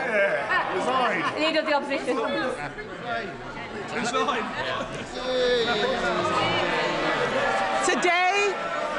Today she has announced a new tax rate of £26 billion. They're all cheering. Household income is down. Spending policies in this budget increase borrowing in every year. That smorgasbord of misery we just heard from her can be summed up in one sentence. Labour are hiking taxes to pay for welfare. This is a budget for Benefit Street, Madam Deputy Speaker, paid for by working people. This budget increases benefits for 560,000 families by an average of £5,000. They are hiking taxes on workers, pensioners and savers to pay for handouts to keep their backbenchers quiet. These are the same, yes, they can chanter all they like. These are the same backbenchers, Madam Deputy Speaker, who cheered last year when she taxed jobs and left more than 100,000 people without an income. They cheered because they didn't understand the consequences of what they were doing, and they still don't. Madam Deputy Speaker, it's not been an easy time for the Chancellor. No one liked seeing her sitting on those benches as it dawned on her that her own backbenchers were going to do to her political career what she's done to our economy.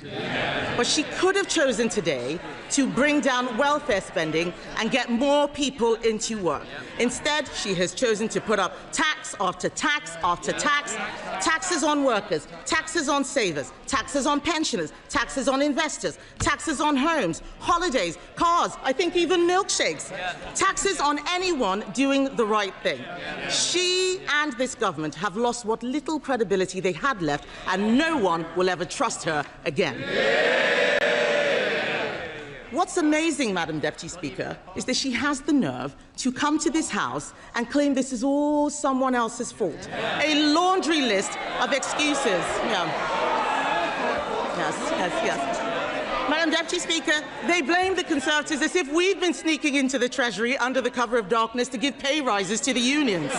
She inherited an economy with inflation at 2% and record high employment. She has tanked it in just over a year. Endless excuses. She blames Brexit. She blames Donald Trump. She needs to blame herself. And I've got some news for her. The Chancellor didn't seem to understand what the OBR was saying. Inflation is up, not down, and that inflation was stoked by her tax and spend decisions. The economic fiscal outlook says that they expect inflation to stay higher for longer. Everybody else has read it. She still hasn't read the OBR analysis.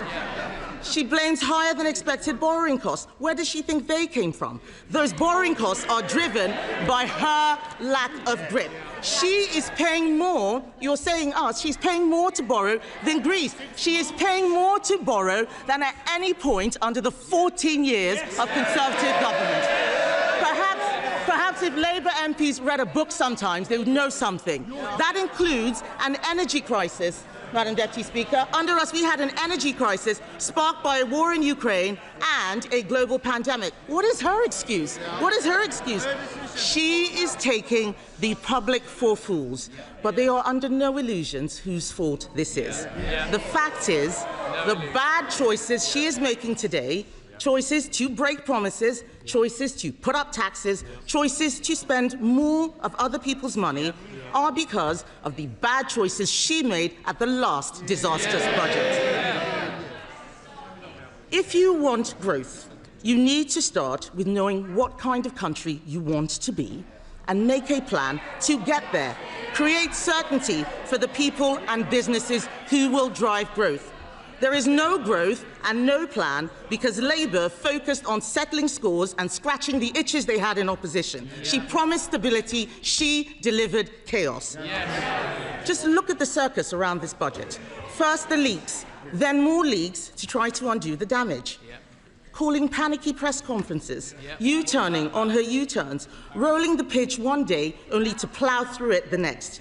She had the cheek to talk about stability, Madam Deputy Speaker. She has become the first Chancellor in history to release the whole budget ahead of time. This is extraordinary. It tells you everything you need to know about her grip on the Treasury. She's making the UK a shambolic laughingstock to international investors, and if she doesn't resign for breaking her promises, she should sure as hell go for this.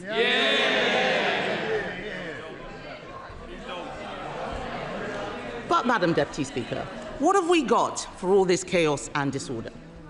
There are 1 million more people claiming universal credit than there were at the time of the last budget. Government spending, up. Welfare spending, up. Universal credit claimants, up. Unemployment, up. Debt interest, up. Inflation, up. And what about the things that you want to go up? What about the things you want to go up? Growth, down. Investment, down. Business confidence, down. The credibility of the Chancellor, and not just down, through the floor. These figures are shocking. Does she really think that anyone will be confused by the sleight of her hand that she had in her speech? Her speech today was an exercise in self-delusion. Today, she had an opportunity to apologize and show some humility. Instead, we've been fed puff pieces in the Times and the FT showing a woman wallowing in self-pity, whining about mansplaining and misogyny. Madam Deputy Speaker, let me explain to the Chancellor. Woman... Order. Colleagues need to simmer down, most definitely, and just breathe a little and allow the legal opposition to be heard. Legal opposition. All we've had is wallowing in self-pity and whining about misogyny and mansplaining. So, Madam Deputy Speaker, let me explain to the Chancellor, woman to woman. People out there aren't complaining because she's female. They're complaining because she is utterly incompetent.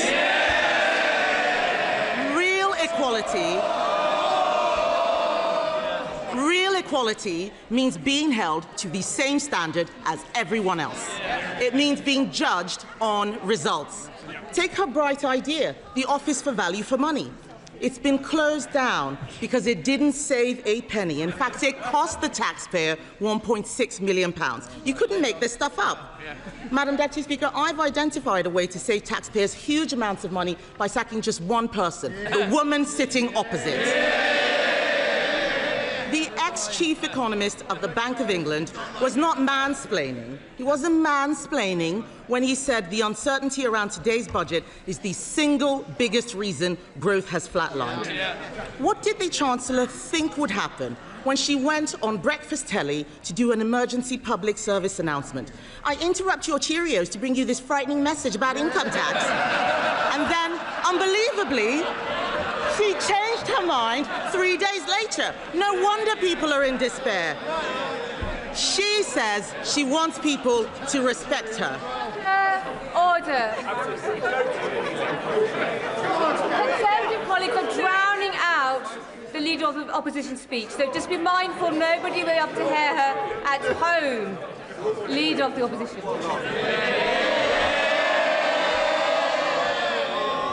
Madam Deputy Speaker, she says she wants people to respect her. Respect is earned. She apparently told Labour MPs this week, I'll show the media, I'll show the Tories, I will not let them beat me. Show us what? Making stuff up at the dispatch box, incompetence, chaos, and the highest tax burden in history.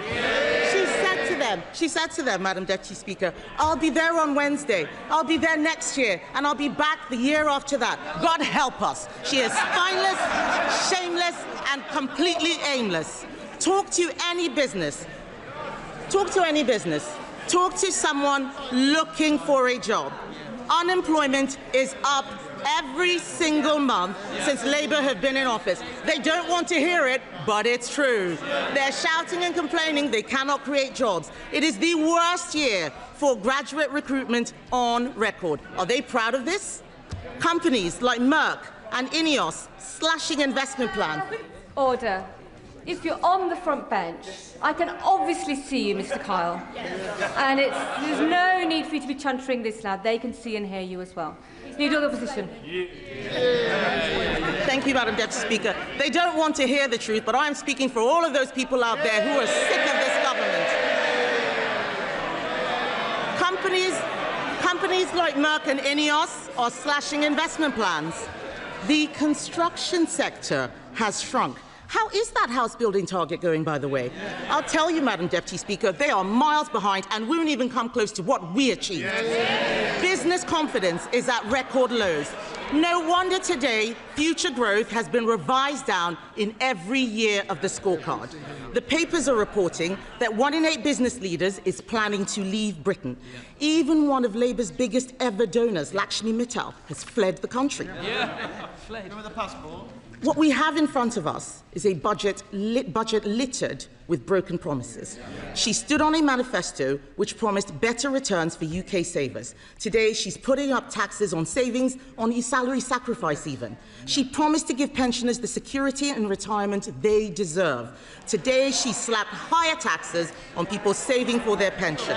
She promised to make Britain the best place in the world to invest and do business. Today, she has raised the dividend tax rate. She and the Prime Minister had already broken their promise to freeze council tax, but today she's decided to go even further, introducing a new property tax clobbering family homes that will only raise small amounts. This is Labour's Britain. This is Labour's Britain. People who work hard, Madam Deputy Speaker, people who work hard and save hard to buy their homes get taxed more, while those who don't work, who in some cases refuse to work, get their accommodation paid for by taxpayers.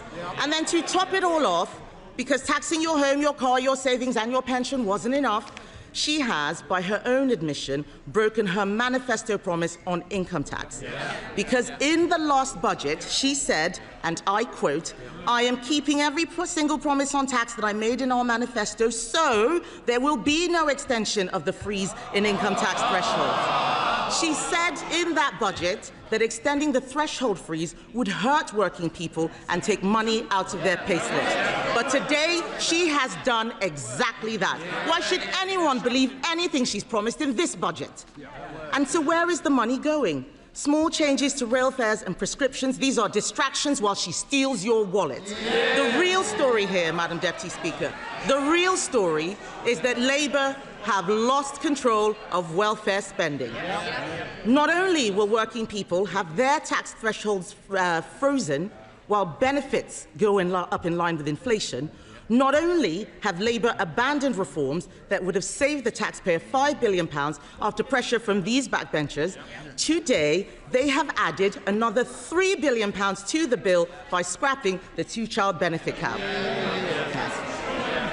We introduced that cap, Madam Deputy Speaker, because it means people on benefits have to make the same decisions about having children as everyone else. Even Labour voters know that it strikes the right balance between supporting people who are struggling and protecting taxpayers who are struggling themselves. Just this summer, the Chancellor admitted that lifting the two-child benefit cap was not affordable. But that was before the Prime Minister accidentally fired the starting gun on the race to replace him. So now he and the Chancellor are buying the votes of their own MPs with taxpayers' money. If she wants to reduce child poverty, she should stop taxing their parents and stop destroying their jobs. She congratulated herself on a new tax on landlords. Let me tell her this. Hiking tax on landlords will only push up rents. It will push landlords out of the market. The people who will suffer are the tenants. And then she talks about taxes on electric vehicles. These changes will hit rural drivers the hardest, but we know that Labour don't care about rural people. All this budget delivers is higher taxes and out-of-control spending. Nobody voted for this. The Chancellor must take responsibility. She chose to impose the jobs tax, driving unemployment higher month after month. She chose to abandon welfare reform, meaning the benefits bill is spiralling. She chose to spend more and more money she didn't have, leaving taxpayers to foot the bill. She is out of money, out of ideas, out of her depth, and she has run out of road. The country simply cannot afford a Chancellor who can't keep her own promises. Her position is untenable, and she knows it. She's talking to the Chancellor. Is he mansplaining to you, by the way? Is he mansplaining? Do you want some help? Would you like some help? What the Prime Minister should do is grow a backbone and sack her. But he won't, because he knows if she goes down, he goes down with her. So we're stuck with them both, Laurel and foolhardy. Does she have any sympathy for the people facing Christmas without a salary because of her jobs tax? For the retailers who are suffering sleepless nights because of their plummeting Christmas sales? People out there are crying. Last year, we had the horrors of the Halloween budget. This year is the nightmare before Christmas. And as for her, she's the unwelcome Christmas guest, 10 minutes through the door, and she's eaten all the Quality Street, Madam Deputy Speaker.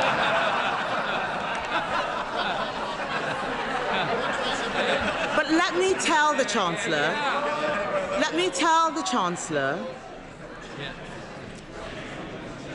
Chancellor something she has forgotten.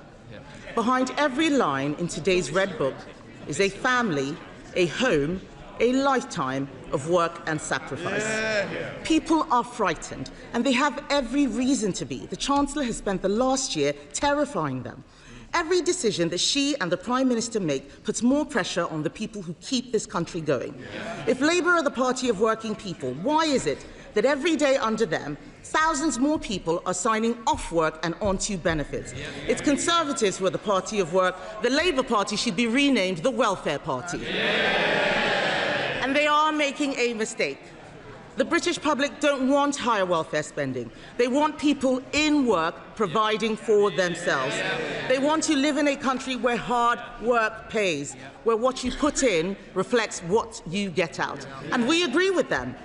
There is an alternative. We Conservatives have set it out. This budget could have saved £47 billion, including £23 billion from welfare. She could have applied our golden economic rule allocating half of those savings to cutting the deficit and using the rest to cut taxes.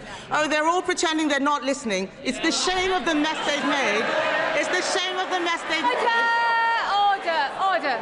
Mr. Vince. Mr. Thompson, you're so enthusiastic. I was worried you were going to knock Mr. War off his chair a moment ago, so we need to calm down and breathe, and we need to ensure that we can hear the Leader of the Opposition. Kemi Badenoch. Even the dog is laughing at the Chancellor, Madam Deputy Speaker. She could have applied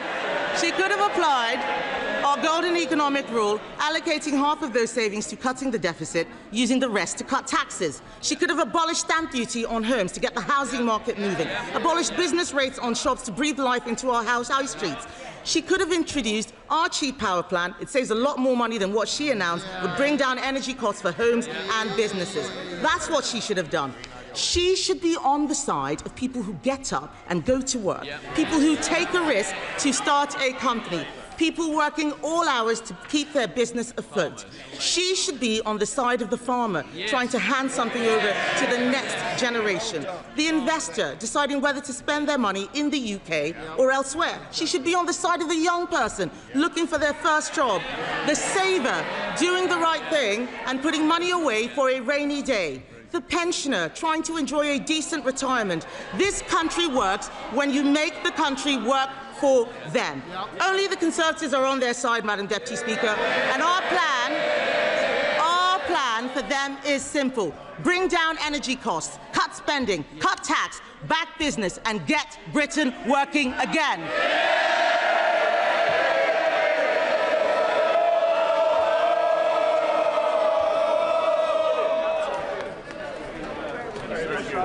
Colleagues are exiting. Can they do so quietly and quickly before we come to our first backbench contribution?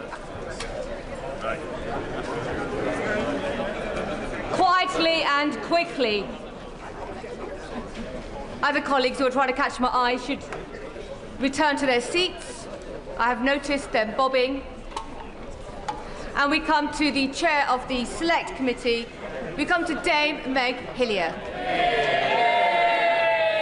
Thank you, Madam Deputy Speaker.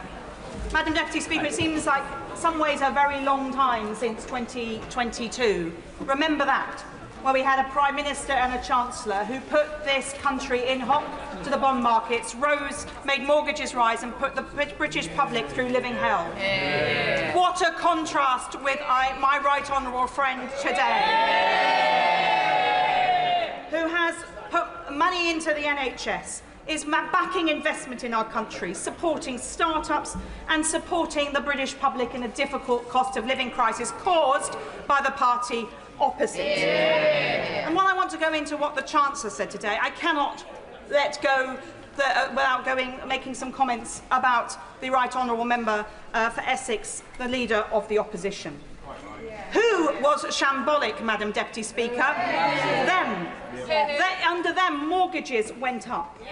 And we saw children entering in poverty in greater numbers. So who is the party that created child poverty? Them, not us. And who is the party that has consistently talked down this country since the election, being negative on every stage and downgrading people's confidence in our country? Who is the party of 0 hours contracts? The party opposite. And who is the party that failed consistently to invest in our schools? The party opposite. And the NHS, and our prisons, and our justice system. Under them, this country spiralled. And I spent a decade under the last government looking at public spending in the privileged role of chair of the Public Accounts Committee. I saw those mistakes close up. I saw the big nasties left, whichever government was elected in July last year. And I commend my right honourable friend for tackling those challenges. And the productivity that we've seen challenges on as a result of the OBR's decisions has been low since 2010. And who was in government since 2010? The party opposite.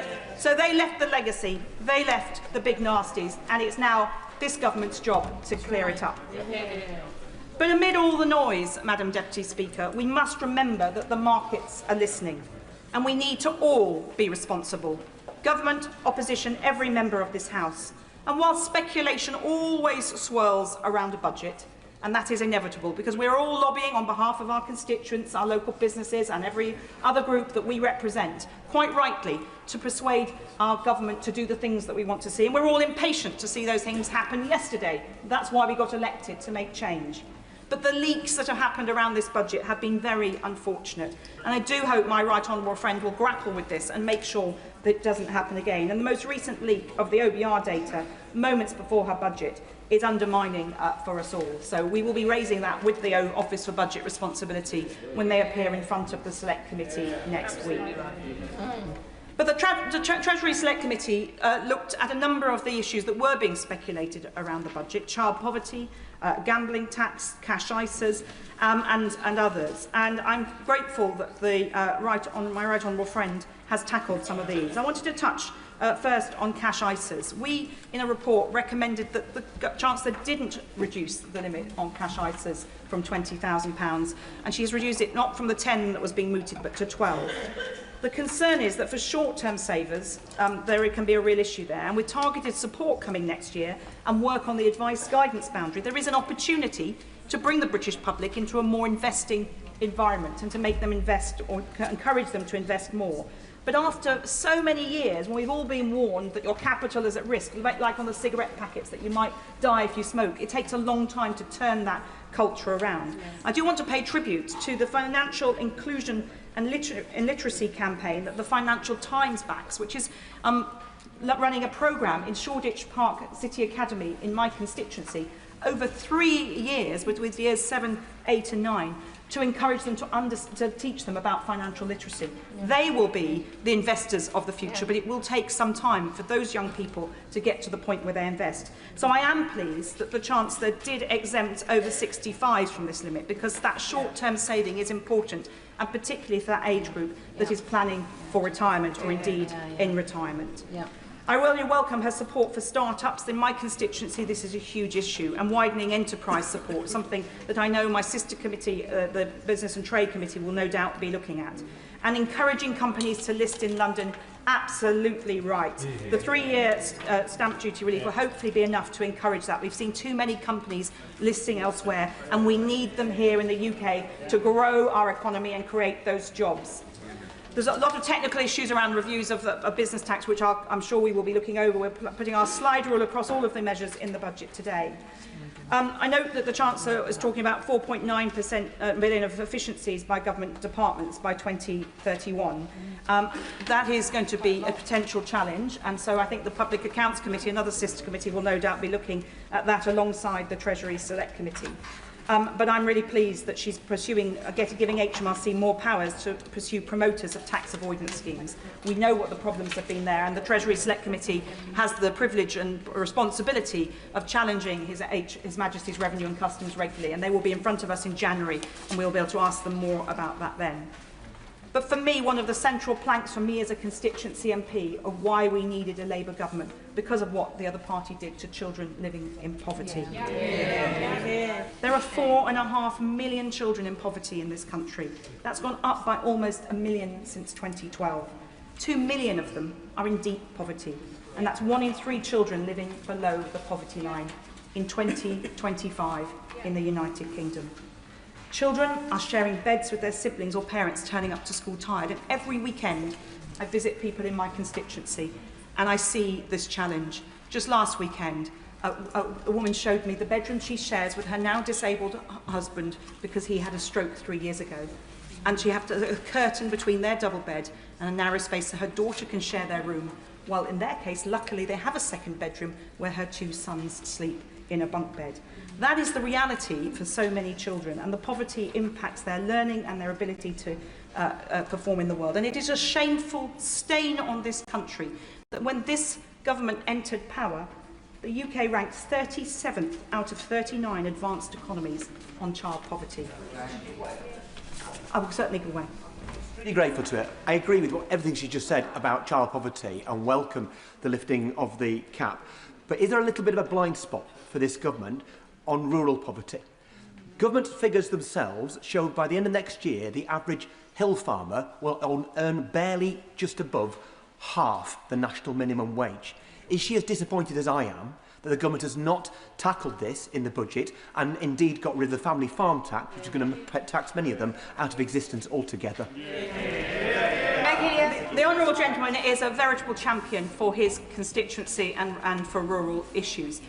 I think there are very big, important changes here in the minimum wage and the living wage, which will have an impact, and there's lots that could be welcomed for rural areas too. But I recognise that his constituency and mine sometimes have very different challenges, and I welcome the fact that he does champion that here. Obviously, I haven't had a chance to look through the Red Book and the Blue Book at this point, but we will bear that in mind on the committee.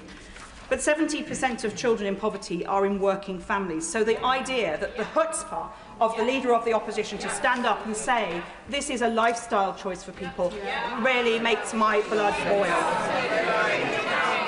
60% of households hit by the limit are in work, and 15% of affected families are mothers with babies too young for work. And then, and my right honourable friend said it better than any of us could, the Victorian rape clause, the humiliation that women face, that affects notionally 3,600 women, but we heard evidence in the Treasury Select Committee of women who will not put themselves or their children through that humiliation. And any policy that required a workaround like that is outdated and long needed to be gone. And I commend my right honourable friend. And there's been further investment in young people. Certainly. I thank her for a forensic analysis of our budget, but will she take an intervention from the Leader of the Opposition so she can apologise for this awful policy and its impact? Well, it is interesting that they're doubling down, the opposition is doubling down on this policy, which is humiliating people. And let's be clear, the birth rate in this country has fallen year on year for the last 3 years. It is well below where it needs to be. I think only in Luton is it actually at 2.1%, which is about where it needs to be. Well, actually, it's a bit lower than where it needs to be.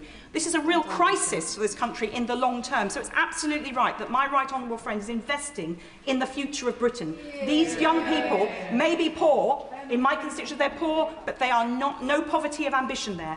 Children I met when I was elected 20 years ago are now doctors, are barristers, are enterprising business people. In spite of the challenges they face, just think about the ones who didn't get there because they didn't overcome the challenges of deep-seated poverty. So we should invest in our young people, and that is what this government is doing, including with the apprenticeships and the youth guarantee and the 9 youth hubs in London, one of which is in my constituency. And I really welcome that my right honourable friend listened to the Treasury Select Committee on the gambling taxation regime.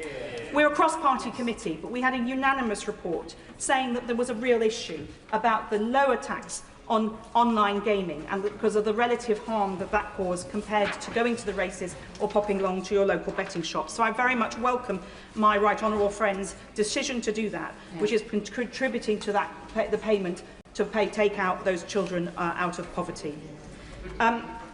I do on the lifetime, the ISA changes. I just wonder, I caution to my right honourable friend that I hope that the Treasury is watching very closely the impact on mortgage lending by building societies, because in the evidence we heard that was a concern. And if we want to get people into their own homes with the building that's going to be going on, we need to make sure that those mortgages are available to them. So I hope that the Treasury is in ongoing dialogue on that issue, despite this change having been made.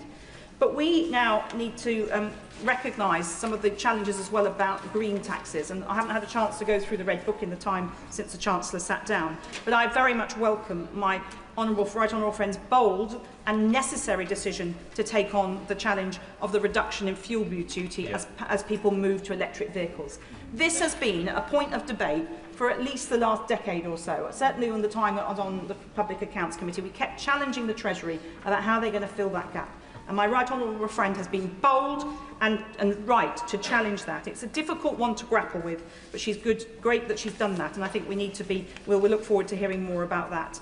And in terms of supporting people because of the cost of living, the freeze on rail fares, keeping the bus fare cap, these are things that help people get to work. And the ongoing freeze on fuel duty will help with that too. And the increase in the minimum wage and the living wage are vital.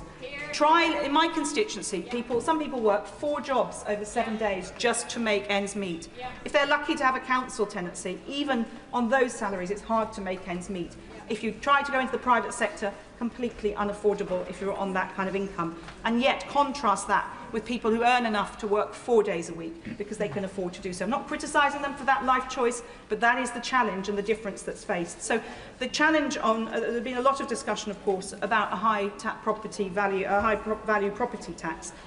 In my constituency, on a rough calculation, around 1% of properties are worth over 2 million in central London. So when the opposition scream foul on this, I think in zone 1 and 2 in central London, right on the edge of the city, 10 minutes from Liverpool Street, around 1% of people will face that surcharge.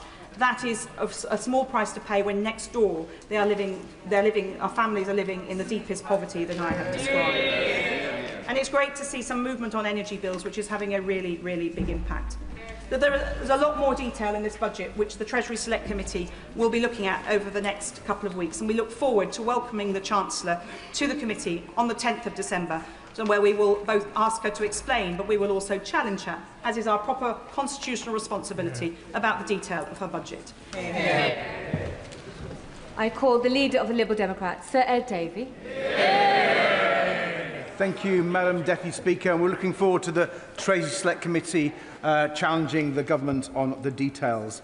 But, Madam Deputy Speaker, this government was elected on a promise of tackling the cost of living and growing the economy, and this is the second budget where it's failed to do either. For millions of people struggling with higher bills, all this budget really offers is higher taxes. The OBR sets it out in black and white. Disposable income, living standards are down thanks to this budget. Surely the Chancellor should have learned from her first failed budget that you can't tax your way to growth. Under the Conservatives, the UK's tax burden reached its highest level since 1948 and it hit the economy. Yet under this budget, the tax burden will hit an all-time high.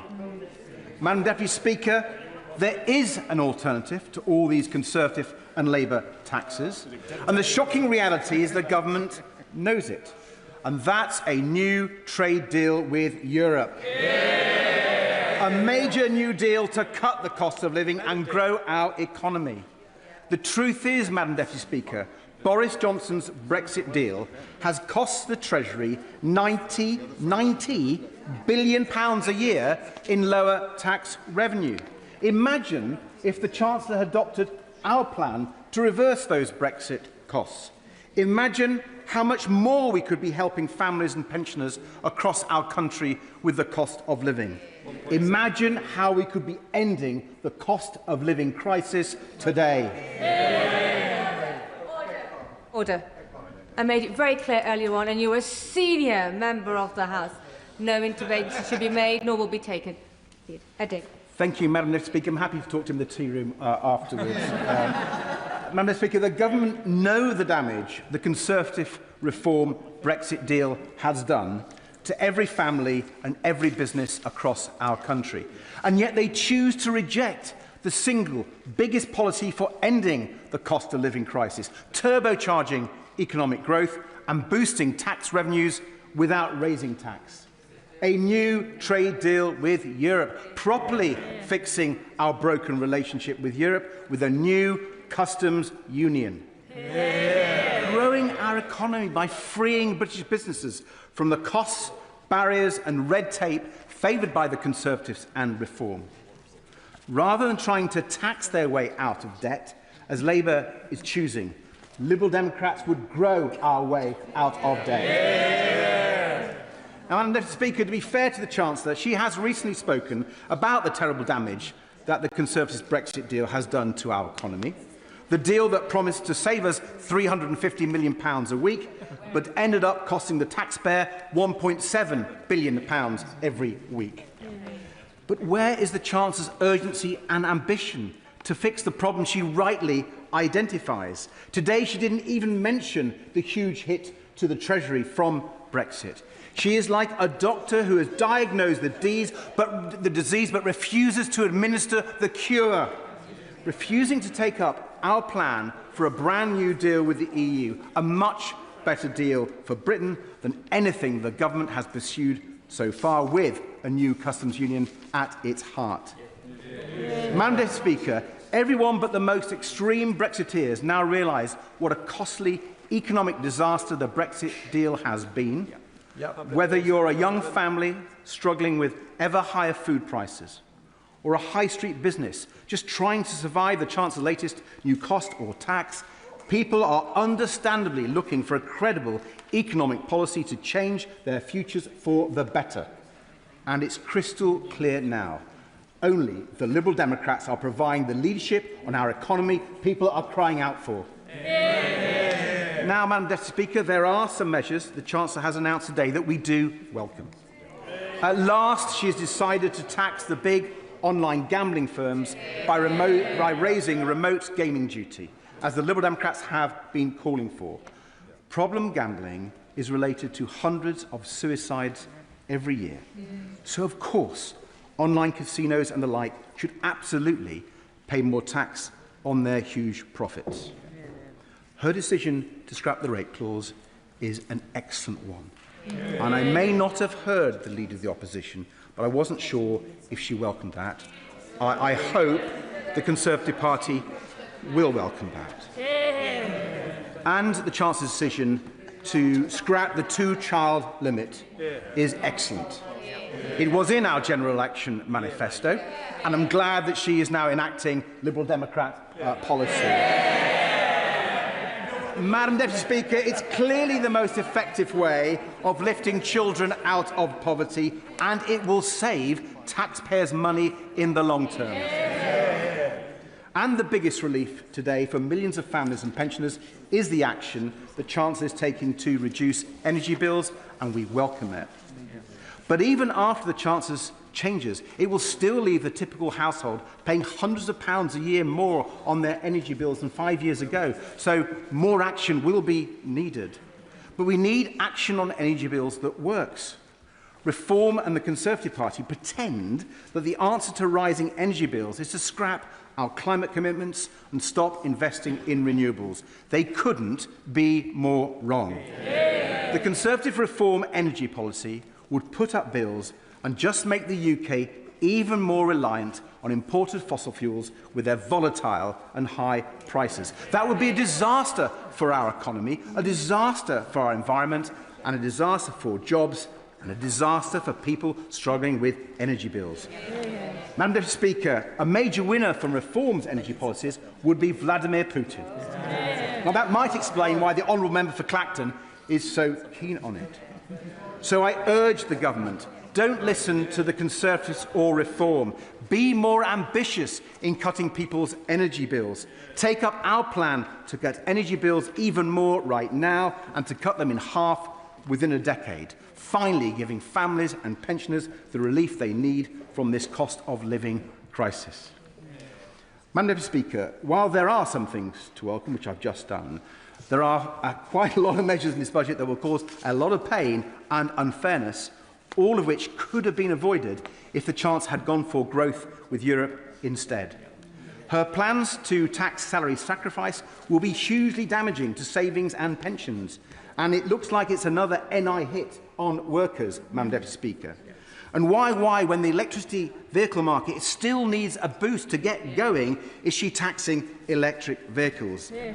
And if she wasn't spending £1.8 billion on digital ID, many of these tax rises would not have been needed in the first place.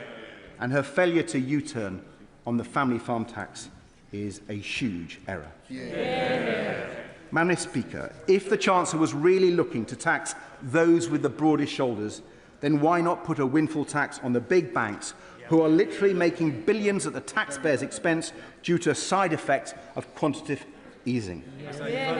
But the worst tax hike of this budget by far, the biggest tax rise of this budget, is the Chancellor's decision to repeat the Conservative policy of freezing income tax thresholds. Freezing these thresholds reduces the amount people can earn tax-free and hits the lowest paid the hardest. But I have to say, Madam Deputy Speaker, hearing the Conservative leader criticise it now rings incredibly hollow. And I think the member for Berkshire was objecting to her comments.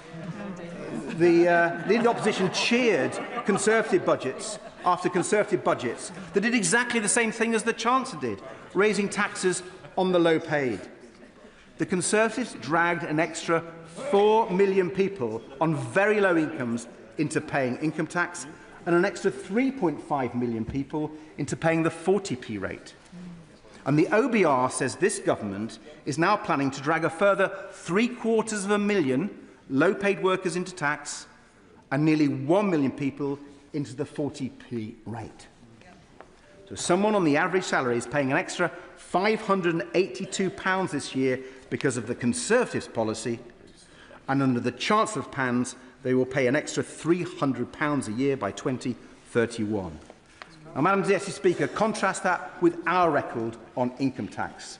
We raised the personal allowance by £4,000. We cut income tax by £825 for millions of people and took 3.4 million of the lowest paid out of paying income tax altogether. It is clear, Madam Deputy Speaker, the Liberal Democrats are the only party that believes in cutting income tax for ordinary people. Labour and the Conservatives make them pay more. As well as adding income tax bane to families struggling with the cost of living crisis, this budget will also add to the cost of doing business crisis facing Britain's hospitality sector, where she went nowhere near far enough. Our high streets are suffering. Pubs, restaurants, cafes, caravan parks, zoos, even our beloved theme parks. They are struggling against higher business rates and the government's misguided jobs tax. The Liberal Democrats called on the Chancellor to help them with an emergency 5% VAT cut for hospitality for the next 18 months. That would have been a lifeline for some of our most beloved local businesses and for people's jobs, boosting local economies across Britain. And it is very disappointing that the Chancellor hasn't listened to our calls. Finally, Madam Deputy Speaker, can I say how disappointed I am with how little there was for carers in this budget? As a carer myself for much of my life, I'm determined to speak up for the millions of carers less fortunate than I am. Millions of family carers and care workers who make enormous sacrifices looking after loved ones. Carers who keep our NHS going. Carers who keep our society going. They deserve far more support from the government, and I will keep pressing their case. Now, I do welcome the Carers Allowance review, but it confirms our argument the Carers Allowance system is out of date and is in need of urgent change, and we're yet to hear commitments to those changes. I welcome the decision to reassess cases where overpayment has caused huge hardship, but with the changes not coming to force for another year, the government must instruct the DWP to immediately suspend repayments during that delay and swiftly deliver compensation. More needs to be done to help family carers juggle their jobs with their caring responsibilities. And, Madam Deputy Speaker, we urgently need the Social Care Commission to actually start fixing the system on a cross-party basis and make sure our loved ones get the care they need. The Chancellor cannot claim to be supporting our NHS properly, however much money she puts in, while she and Treasury officials keep blocking the social care reforms that alone can transform the health service across the country and boost our economy. Madam Deputy Speaker, a caring society, a growing economy, a plan to drive down household bills, boost high streets and go for growth with Europe. That is the vision the Chancellor should have set out today. Instead, we got a low-growth, high-tax budget from a government that I fear just isn't listening. Catherine West. Thank you very much, Madam Deputy Speaker, and it's an honour to follow the leader of the Liberal Democrats in this debate, the member for Kingston and Surbiton. And put very simply, this is a family-friendly budget. Every family up and down the UK will be welcoming this. Gone is the vile rape clause, and an increase in family income is very, very welcome. We've been through many traumatic times together in this House. We've been through the global financial crisis and its long tail.